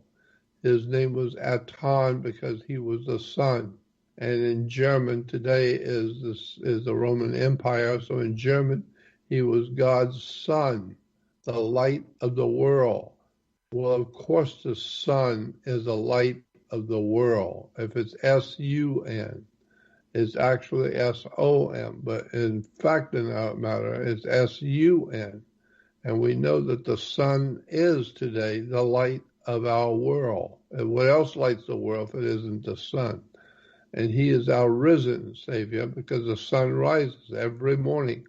So every morning he comes back into the world, and we've been waiting for him to come back. Well, he does come back. Every morning about 5 o'clock he comes back. And he chases away, when he comes back, his light always chases away the God of this old world, that he was his enemy. It was his enemy, the God of darkness. So we call him the Prince of Darkness. Well, the Prince of Darkness is Set, S-E-T. Set was the Prince of Darkness in Egypt because they realized that when the sun came out, it was chasing away the devil. And the devil is nothing more than the word evil with a D in front of it. So it's devil. Devil is actually the prince of darkness or evil. And this is where the very beginning of racism became important today. All over the world today we have racism, and it's based on Set, the god of darkness. He was bad. He was a very bad god. He was called Set. And they realized it got dark at sunset. And so the darkness of sunset was chased away when the Son of God, S-U-N, came up every morning. When he came back, he chased away the prince of darkness. All of these ideas are based on ancient Roman theologies and gods and religion, which most people are totally unfamiliar with. They don't know anything about it. They've never heard anything about it. I knew it many years ago because I had experiences that taught me what these words meant and where they came from. And when you look at the whole situation and look at who we're worshiping today, it's going to be a whole new story. There is no Jesus. He's not coming back because Jesus is actually based on an ancient god of the sun named Iusis. I-U-S-E-O-S.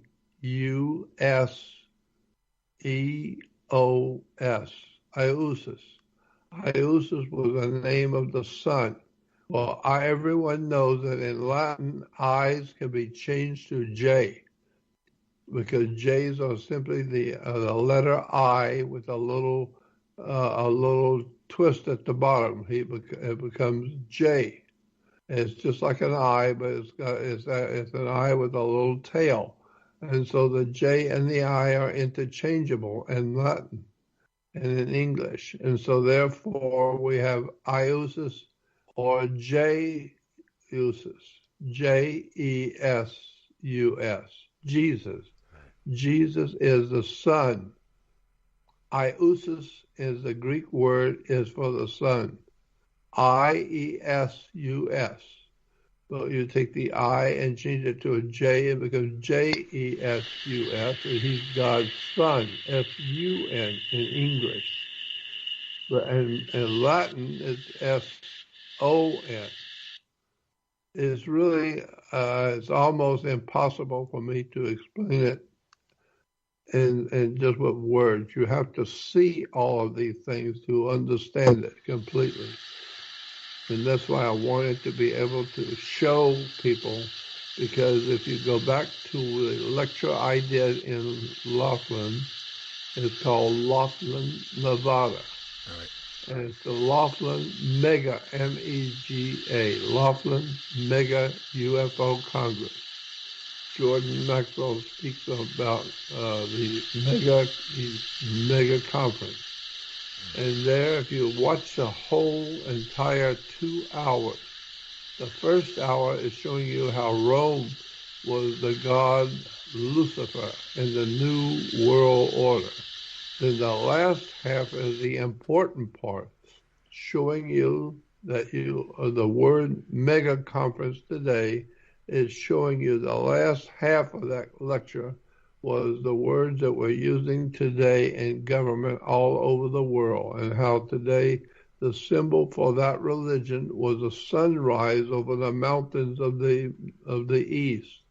A sunrise over the mountains was a insignia that the World Communist Party uses today.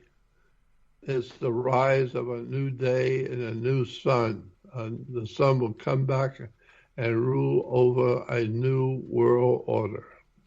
Wow. It's really quite a story, and I'm just sorry I don't have the video or the pictures. I could show you the pictures if I could share my screen, but my computer won't share the screen, and so I have to wait. And so I'm just telling you, if you just go to Laughlin, Nevada, Mega Conference, Mega UFO, it's MEGA, Mega UFO Congress with Jordan Maxwell. and watch the whole 2-hour presentation.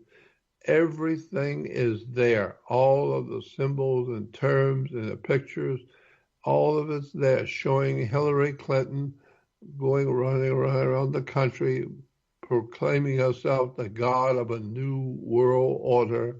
She is a sunrise over the mountains of the east, and she is going to be bringing about this new dawn, the dawn of a new day for the World Communist Party.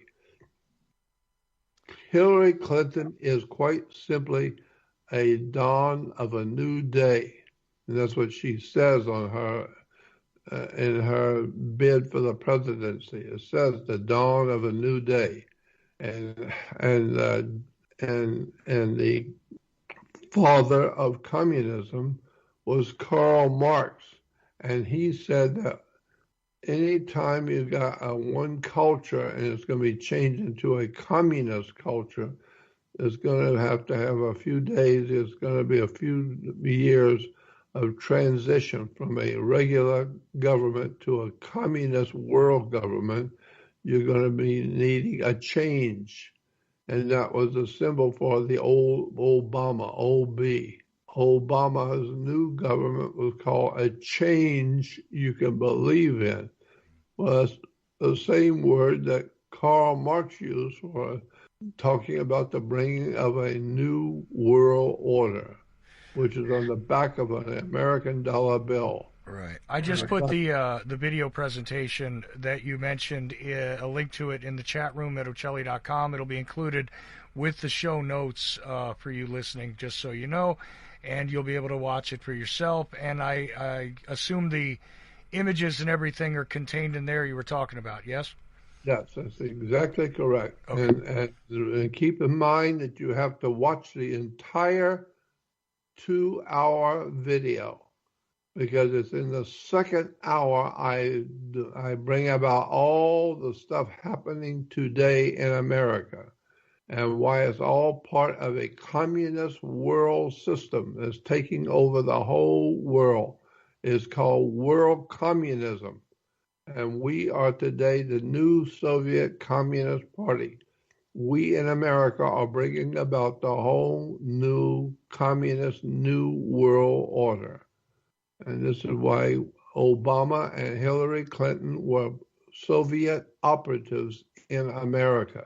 I think it's funny that Soviet operatives were claiming that the President Trump had something to do with the Russian government. He didn't have anything to do with any Russian government, but the Soviet operatives in America was Hillary Clinton and Obama. And when you see their political platforms saying it's the dawn of a new day for the world communism, it's obvious that Hillary Clinton represented the Soviet Communist Party. And that's why she helped to bring about the conclusion to the American system of government. And this is why today we have the Soviet Communist Party in America, called the Democratic Party. Because if you go back to the 1950s and 40s and 30s, you will see that all the communist countries of the world that were founded on the Soviet world communism was called the Democratic Party. Everywhere you see the Communist Party, it was called the Democratic Party. The Democratic World Commission, it was called the Democratic Party of China. It was called the Chinese Soviet Communist Party. It was the Soviet Communist Party of Cuba. It was called the Soviet Communist Party of Russia.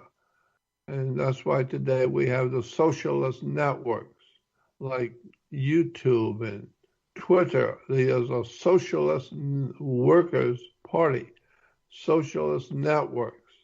And so that's what we are today. We are the new world socialists that are bringing the whole world under the dawn of a new day for world socialism and world communism. And as far as I'm concerned, there's not a bit of difference between Obama and Hillary Clinton and the Soviet Union. They're all the same identical people. They're all financed by the Soviet world power. And that's why we're in the trouble we're in today, because nobody seems to understand how this thing works. I've been looking at it for 60 years. And this is why we did over 50 shows, you and I, on the symbolism of world communism being God's son, the light of the new world order, or God's son, the light of a new world. And this is why today, that's why I'm still talking about it, but we were talking about it for a long time. That's true. That's true. You know, it's an interesting thing, though, because I got to ask this question about these communist arms, because a lot of them call themselves people's republics. Yeah. And so I'm curious how that fits into this. I mean, the People's Republic, it sounds pretty benevolent, but it sounds pretty democratic, because it's called the People's Democratic Republic of China, the People's Democratic Republic of Cuba. The People's Democratic Republic is always a communist term for their governments. And so that's why we have today in America, we have a People's Republic of the United States. The People's Republic is a Soviet Communist New World Order, and we hear that term New World Order, never realizing they're talking about the People's Democratic Republic. That's what we are, a democratic republic. We are the new Soviet communist operation on the earth today, and we are the new Soviet communists today in America. And this is why we have the problems we do, because we don't understand the words. We don't understand the terms. We don't understand much of anything. And the best part is we don't care about it. It's not important. And so that's why we're in the trouble we're in today. And that's why our government is being overthrown by the Soviet Communist Party. If you remember, that's what they said they were going to do. They were going to overthrow the American Republic. And they said, you're never going to know where it's coming from. You're never going to know how it's being done. Well, now I know they have instituted the idea of a new disease going around. And you have to wear a mask. You have to go home, keep your mouth shut. Don't ask any questions. Don't question anything, because this is a God of the new world order. And he has told you to put on your mask and go home and stay home and don't work. And so eventually your children are going to be ignorant because they are not being taught. And that's all right, because they never were taught, and they're not going to be taught now. And so the children are going to be even more ignorant than what they were before. Which is hard to imagine, honestly, Jordan. And, you know, with the last few minutes here, I want to give you a chance to put a cap on this any way you want. I think someday you and I should have a discussion about the modern Tower of Babel, because I've been observing and talking about how the lack of communication skills, the lack of understanding of the terminology and the words people use is just growing exponentially, in my view, as time goes on. And I'm willing to bet you have a really great explanation of it. Of course, the story of Nimrod has always stuck with me, and I do call it a story. I just like the Jesus that could not return if he never was here. It doesn't mean that the story doesn't have value. Anyway. Well, I wanted to, if it's okay, Chuck, I wanted to ask something too and compliment what you're saying. Since there's only a few moments left, I know what Jordan was saying, that what the children won't be taught anything. Well, and it's communism and everything. Well, I know one place where they're teaching it and they understand it. It's Georgetown University, because I went to their website while Jordan was explaining all this, and one of the pictures on their site is under the page "Who We Are," has a sun rising, a sunburst in between two pillars and like a hole of a church, sort of like a steeple kind of thing. And so symbolically, the people at Georgetown University understand the rising sun between two, the dawn of the new day. They have it on their website. And then further on, I noticed, because I know Jordan has a heritage to one of the founding fathers is John Carroll. And even on their university website, who was Georgetown's founder is John Carroll. And I don't know if you have a moment, Jordan, to have anything to say about that connection, because wasn't that land donated by your family, the 10 Mile Square? Yep, the 10 Mile Square was part of my family's history, and that is a very ancient story and has never been told. I've never mentioned that. It was my mother used to tell me when I was a child that I am from the Carroll family, Carroll. The Carroll family was my ancestors. Well, now I know it was John C. Carroll who founded the Georgetown University and was the first Roman Catholic. He was actually directly connected to one of the founders of the United States of America was Carroll. And John C. Carroll was one of the founders and financiers of the American Revolution, was John Carroll. And my mother used to tell me all the time that I was from the Carroll family. Well, I've never said that before in the public. But now I understand why, and I understand who the Carrolls were, because I used to have two uncles in my hometown that were both named Carroll, and they were both judges. Both were appointed to the federal bench. And so they were both federal judges in my hometown were named Carroll, because they were connected to the ancient Carroll family who founded the United States of America and gave the property called the District of Columbia, was part of their property. And they gave that to George Washington. So part of my family gave to George Washington his property known as Washington, D.C. I've often thought about suing the federal government to get my family's property back and telling them that I want my property back because it was given to the people of America, not to the United States. And so I want my property back. I think that would really be interesting to watch what would happen if I did that, because I can prove today that my family was connected to the Carroll family, who helped found the United States and was one of the first signers of the Declaration of Independence, and financed a new university that is called the Carroll University. And that, of course, like I said, is all part and parcel of what I wanted to talk to the world about, but I don't have the pictures with me. I've got the pictures in a PowerPoint presentation, which you have seen, Jeffrey. Yeah. But I would like for the whole world to see it for the first time, what is going on in America today.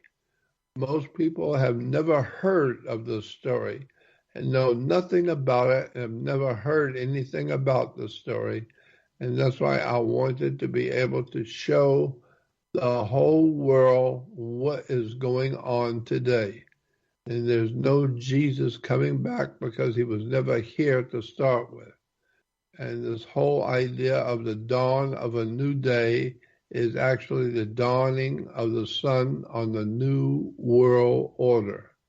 The new world order is obviously the world communist conspiracy, because they talk about it. Karl Marx talks about the coming new world order.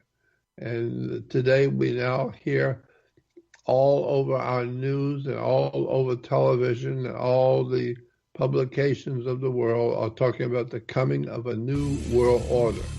The new world order is nothing more than the Soviet communist political party taking over the whole world of mankind. And our people here in America, who are the most ignorant and ill-informed people of the face of the earth, are going along with it and can't wait. They're in the streets and they're rioting in the streets because they want a new world order. And Karl Marx said that the only way you're going to get a new world order is if you can change your society to a new communist society. Well, that's why Obama's theme was the change you can believe in. We're going to lose our country and lose our freedoms and lose everything. And who is going to be on the top but the Godfather, the Holy Father who speaks for God, the Pope? It's an interesting and powerful lesson that unless you understand it, there's nothing you can do about it. There's no possible way to work your way out of this conspiracy because that's all it is. Just a conspiratorial apparatus that's been coming for a long, long time ago. And it's finally here. I found out about this many years ago. And because I understood the situation, because it's in my blood. It goes back to who I am as a person and my family's background and my connection to Washington, D.C. And I knew what was going on, and I've been talking about it since 1959. Most people hearing me have no idea in the world what I'm talking about, and calling me all kinds of names because they don't understand what I'm talking about. It's at this point it's a heck of a story, and it's really very, very old and very large, and it's very desperately evil. The New World Order is extremely evil because it's printed on the back of a $1 bill. You will see a pyramid with an all-seeing eye at the top of the pyramid. That symbol of a pyramid is the whole world of mankind. It represents the whole world of mankind. From the base of all the millions and billions of people, and they keep going up higher and higher and higher until it reaches a point. At the top of the pyramid is an all-seeing eye, the symbol of the Messiah. The Messiah is the holder of the light of the world. The holder of the light of the world is the Messiah, and that's what we're all working for. We're all working to learn and understand the world in which we're living, because we're all on the bottom of the pyramid. But that's why it's only a few at the top, because there's only a few that have been able to rise themselves and rise above their ignorant self and to learn about the world we live in. That's why it's a triangle at the top of a pyramid. And that's what he is called. The Messiah is called in the Old and the New Testament both. He is called the dawn of a new day. He is referred to as the Messiah, the son of a dawn of a new day. And so many people are going along with this stuff because nobody seems to understand at all what is transpiring on the earth today. Very, very few people in America today understand what I am talking about. And they just do not realize that they are bringing in a new communist system that's going to destroy your country, your money, your home, and your life. And one day you're going to wake up and find out that the Satan has been referred to, the devil has been referred to as the great deceiver. And I think that is right. He's so good at doing what he's doing, he's even deceiving you. That's how great of a deceiver he is. He's actually deceiving you. And so we are going along with his new order. That's why today we know that God's Son is referred to as the light of the world, because the sun does light up the world. And if you're in the light, you are brilliant. And this is why today Jesus is supposedly the Messiah, the chief cornerstone the builders rejected. Chief cornerstone is a word for a triangle on top of a pyramid, because it ties in all four sides of a pyramid. And that brings up the question of how many sides does the pyramid of Egypt have? How many sides to a pyramid is there? And if you think about that, it's probably 5-sided pyramid, because remember, the bottom of the pyramid is a side. And then the 4 above the ground are 4, and the one below ground is 5. But in point of fact, no, there is 9 sides to the great Egyptian pyramid. 9 sides, because each side is 2 sides. And you don't see that until the sun in the first day of autumn. The first day of autumn, you will see the sun reflecting off the sides of the pyramid in such a way that you can tell all the sides of a pyramid are 2 sides. So 2, 4, 6, and 8, and one on the bottom is 9. It's a 9-sided pyramid. If you go on the web and look at the pictures of the pyramid of Egypt, you will see it's 9-sided pyramid. Look that up on the dictionary and look that up in the web, 9-sided pyramid. And you will see pictures with your own eyes of 9 different sides of a pyramid. All of this stuff is all part of a bigger, much more ancient story, which I have tried to bring to the attention of the world, of mankind, but nobody wants to hear it, because nobody believes it, nobody understands it, and the reason why is nobody has been told about this. No one knows anything about it, and they don't want to know. They don't read, they don't study, they don't know, and they don't care to know. Most people don't care to know anything. They just want to do what they do and think everything is going to be the same as always has been. But in point of fact, nothing is going to be the way it's always has been. It's going to actually come falling down one day, and we're getting ready to go into the last and final days of the world communist movement. Today, we are now finally entering into the world's last days. And this is the last days that we're talking about in the Christian theology of the Bible. These are the last days, because we are almost there now.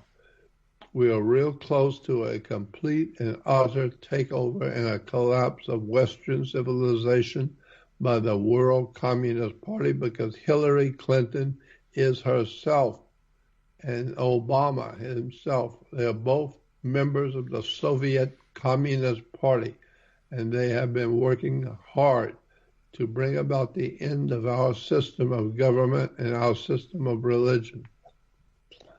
I don't know what else I can say to have you understand. I would suggest you go on Ocelli's website and see my video called The Mega Conference. And in that conference, you can see the whole thing on the web. You just go to YouTube and look up the Mega Conference, Mega UFO Conference, George Maxwell speaking at Mega UFO.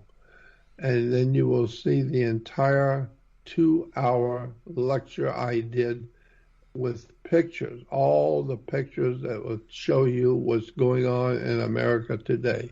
and then you will have no problem understanding it because it's all there. Everything is there, all the words and the terms and the quotes and the documents, everything is there explained in plain English for you to understand your country and where it is today. And I say it's time to get ready for the end of the world. The end of the Western world is the end of America and the end of the freedom of the whole earth, because we're all going to come under the new order of the world communism. And that's what it is, and that's what's happening, and that's why we are today, the people of the last days. That's us. You know, I think during that presentation you also discussed the concept of genetic engineering. Yes. During that same, because I remember watching this a while ago, because you had gotten an award last year, actually, from at that conference, I think, right? Yes, I sure did. Yeah. Absolutely. Yeah. So I remember watching this. I'll give everybody the link to that along with the show notes, of course. And it is in the chat room at Ocelli.com. You can see it there. You just click on it and it'll take you to it. And so what the last half? The last half is so important. The first half is just laying the foundations, but the last half of that 2-hour lecture is so important, because that's when I show them all the different symbols and emblems and words and terms of what they mean, and then you finally see it. For the first time, you will finally see where Hitler got his swastika, what the communist world is calling the New World Order, and what the communists are doing to the United States of America, and how we have been overthrown by our Democratic Party, the Democratic Socialist Communist operation called the Democratic Societies. And I show that in my lecture. So you want to get that video and watch the last half of it. The last part of the 2-hour video is very important for people to see. It brings it all together in one place, and you see all the symbolism and all the words and terms of what they mean. And then for the first time in your life, you will see exactly what I have been talking about for 60 years. And I'm just tired and don't know what else to do. I just do the best I can, remembering that you don't give up. You don't give up. You just keep talking, and maybe one day somebody will hear you. And when they hear you, they will say, "Oh, it dawned on me." What do you mean it just dawned on you? It means the sun of intelligence, the light of the world, has finally come up in your dark and black mind, and you are now in the light of the world. You are now seeing the light, and so it's just finally dawned on you what I'm talking about. How did it dawn on you? Well, the sun was dawning on the world of mankind, where the sunlight was in your brain. And for the first time in your life, you lived always in the dark. Now, for the first time in your life, it just dawned on you what I'm talking about. It's really quite a story, and there's no way for me to be able to show anybody all of this stuff, because you've got to see the pictures. So if you go on Ocelli's website and you see the mega conference, watch the last half. And that's all I have to say, is the last half of that video. Well, if you ever want to redo that last half again with the pictures in a different format, I know I've seen it with you, Jordan, but just in case you want to, I'm available to help you if you ever want to retool it or redo it again or do a different, whatever it is. But I know what you've done is monumental. And if there's a reformation in this world, I could not imagine a world where you wouldn't be a monstrous focal point of a transformation of the human consciousness and awareness of the world because of your lifelong sacrifice. And I learned so much from you. I learned so much from Chuck. And I just want to just thank you both for tonight. And I guess if I had one last thing to say is that the Vatican has a library that's supposedly 51 miles of documentation. And it's not comic books and Bazooka Joes. It's 51 miles of everything that's ever been documented in the history of the world. And the question I ask myself is, if I had my own personal library of 51 miles, could I trick 7 billion people? And I think most people will be able to conclude the answer would be yes. But Jordan Maxwell, I don't know how you did it, but you're one of the most brilliant men I've ever come across in my entire life. I don't know how you did it, but my God, thank you. Thank you for everything you've ever done. Well, I thank you, and I've tried my best and did the best I could with what I had to work with. And what I have to work with is absolute ignorance of the human race. The whole human family are ill-informed, unread, and generally ignorant. And they don't want to hear the truth. They don't want to hear anything that is opposite what they believe. They want to believe that what they believe is true. But what the people of this world believe is true is not true. It's based on a very ancient concept coming out of ancient Egypt. In ancient Egypt, they had the idea of the sun, the S-O-N, because it's a Germanic word.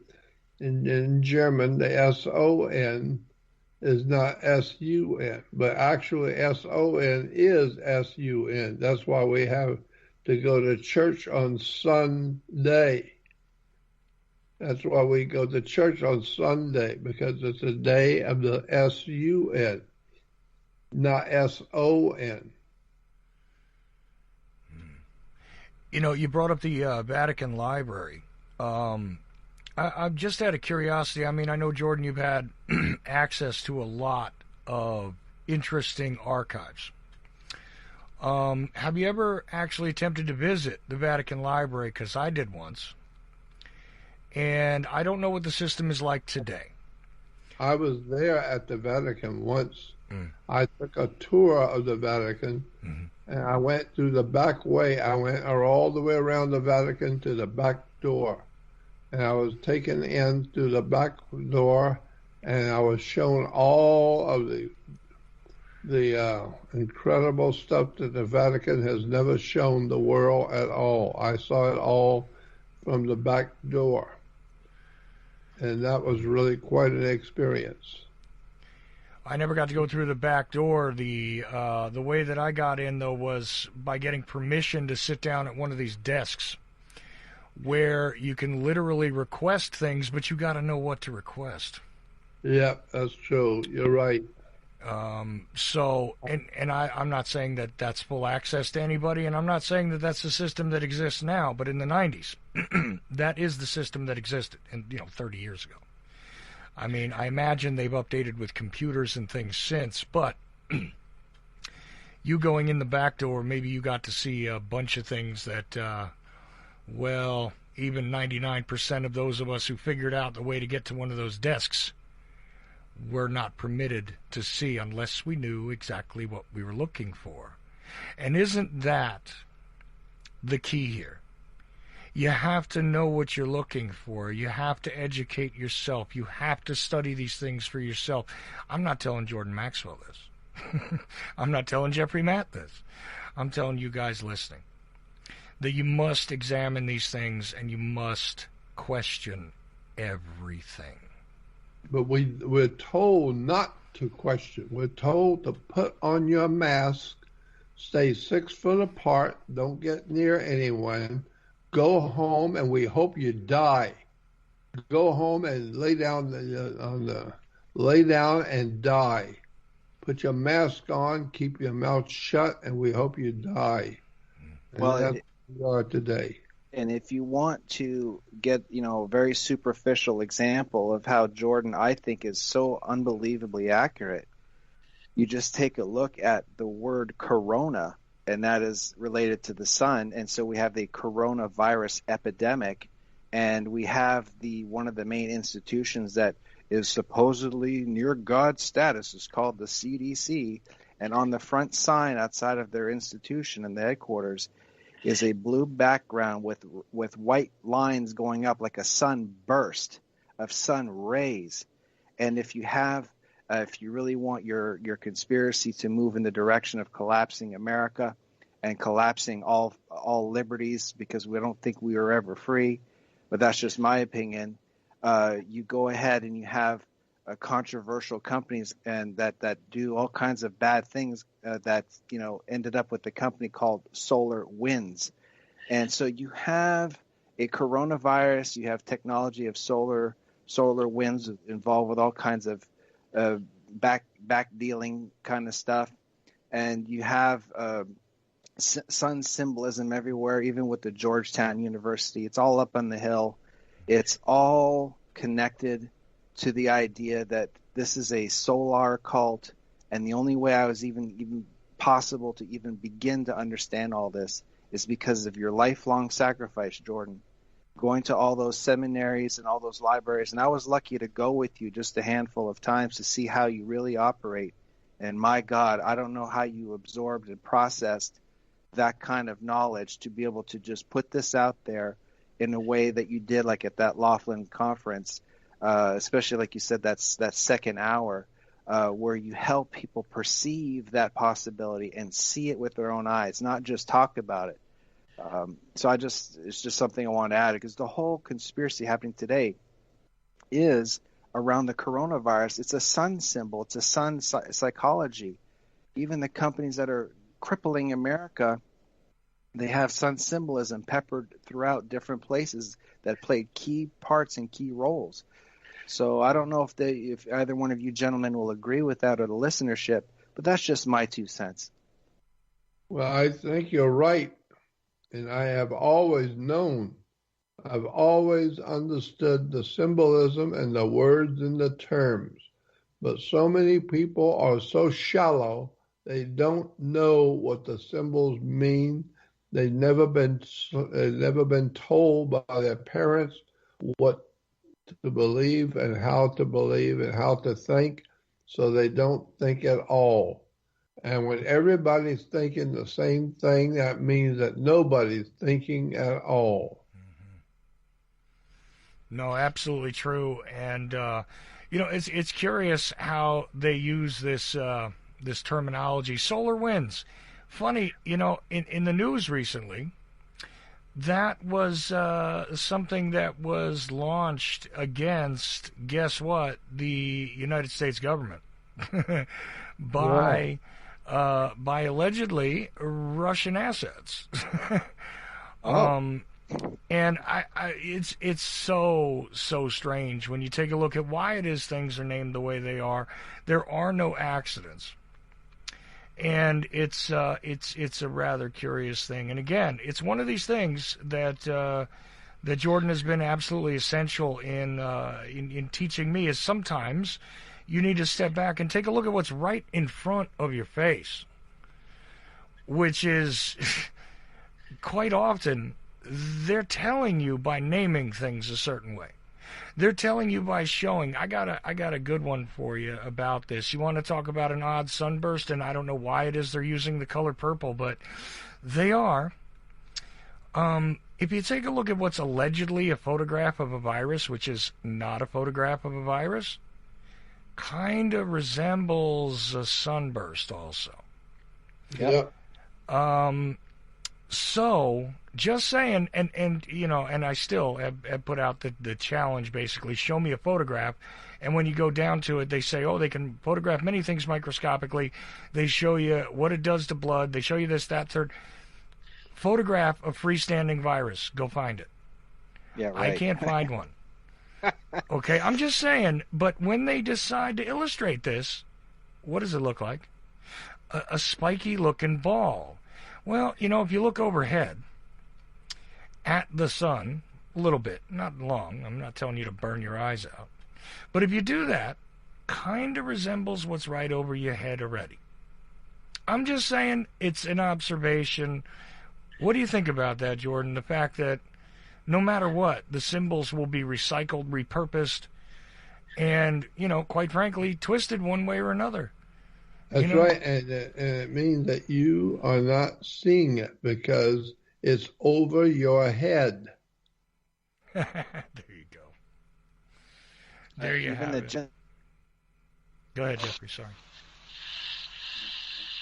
Anyway, I want to thank you for letting me talk, and the only thing I would suggest is that you go on my website to Jordan Maxwell Show, and you will see an advertisement, the Jordan Maxwell Research website. Go on my Jordan Maxwell Research site and join. I was told many years ago by some lawyers that I knew, they told me, if you're going to tell people things they're not supposed to know, it's going to get you in trouble. So if you're going to tell them things they're not supposed to know, just know that they're going to bring you a lot of trouble. And so that's why they tell me if you're going to do something like that, you should have a private website. And the private website should be that people have to join it. Right. And so I got a private website because of that, and people have to join it. And the reason why is because I was told by these attorneys that if you go into a restaurant and you have about 10 people with you, and you're sitting at a table, around a table with about 10 of your friends, and at that time you can talk about anything you wish. You can call anybody anything you want. You can say anything you wish, because whatever it is you say is kept in the privacy of the company, and therefore the government, who is in charge of everything, the government is empowered to protect the innocent and the people. And so therefore the government will come in and shut you down if you're talking like you were at the restaurant. If you're talking on the air like you were, then they can come in and shut you down. And the government is in the hands of the gods of darkness. And this is why you're not told what you are doing. You're not made to know what you're doing. You're kept in the dark. And that's why, because Satan is the prince of darkness. Darkness means that you're in the dark about everything.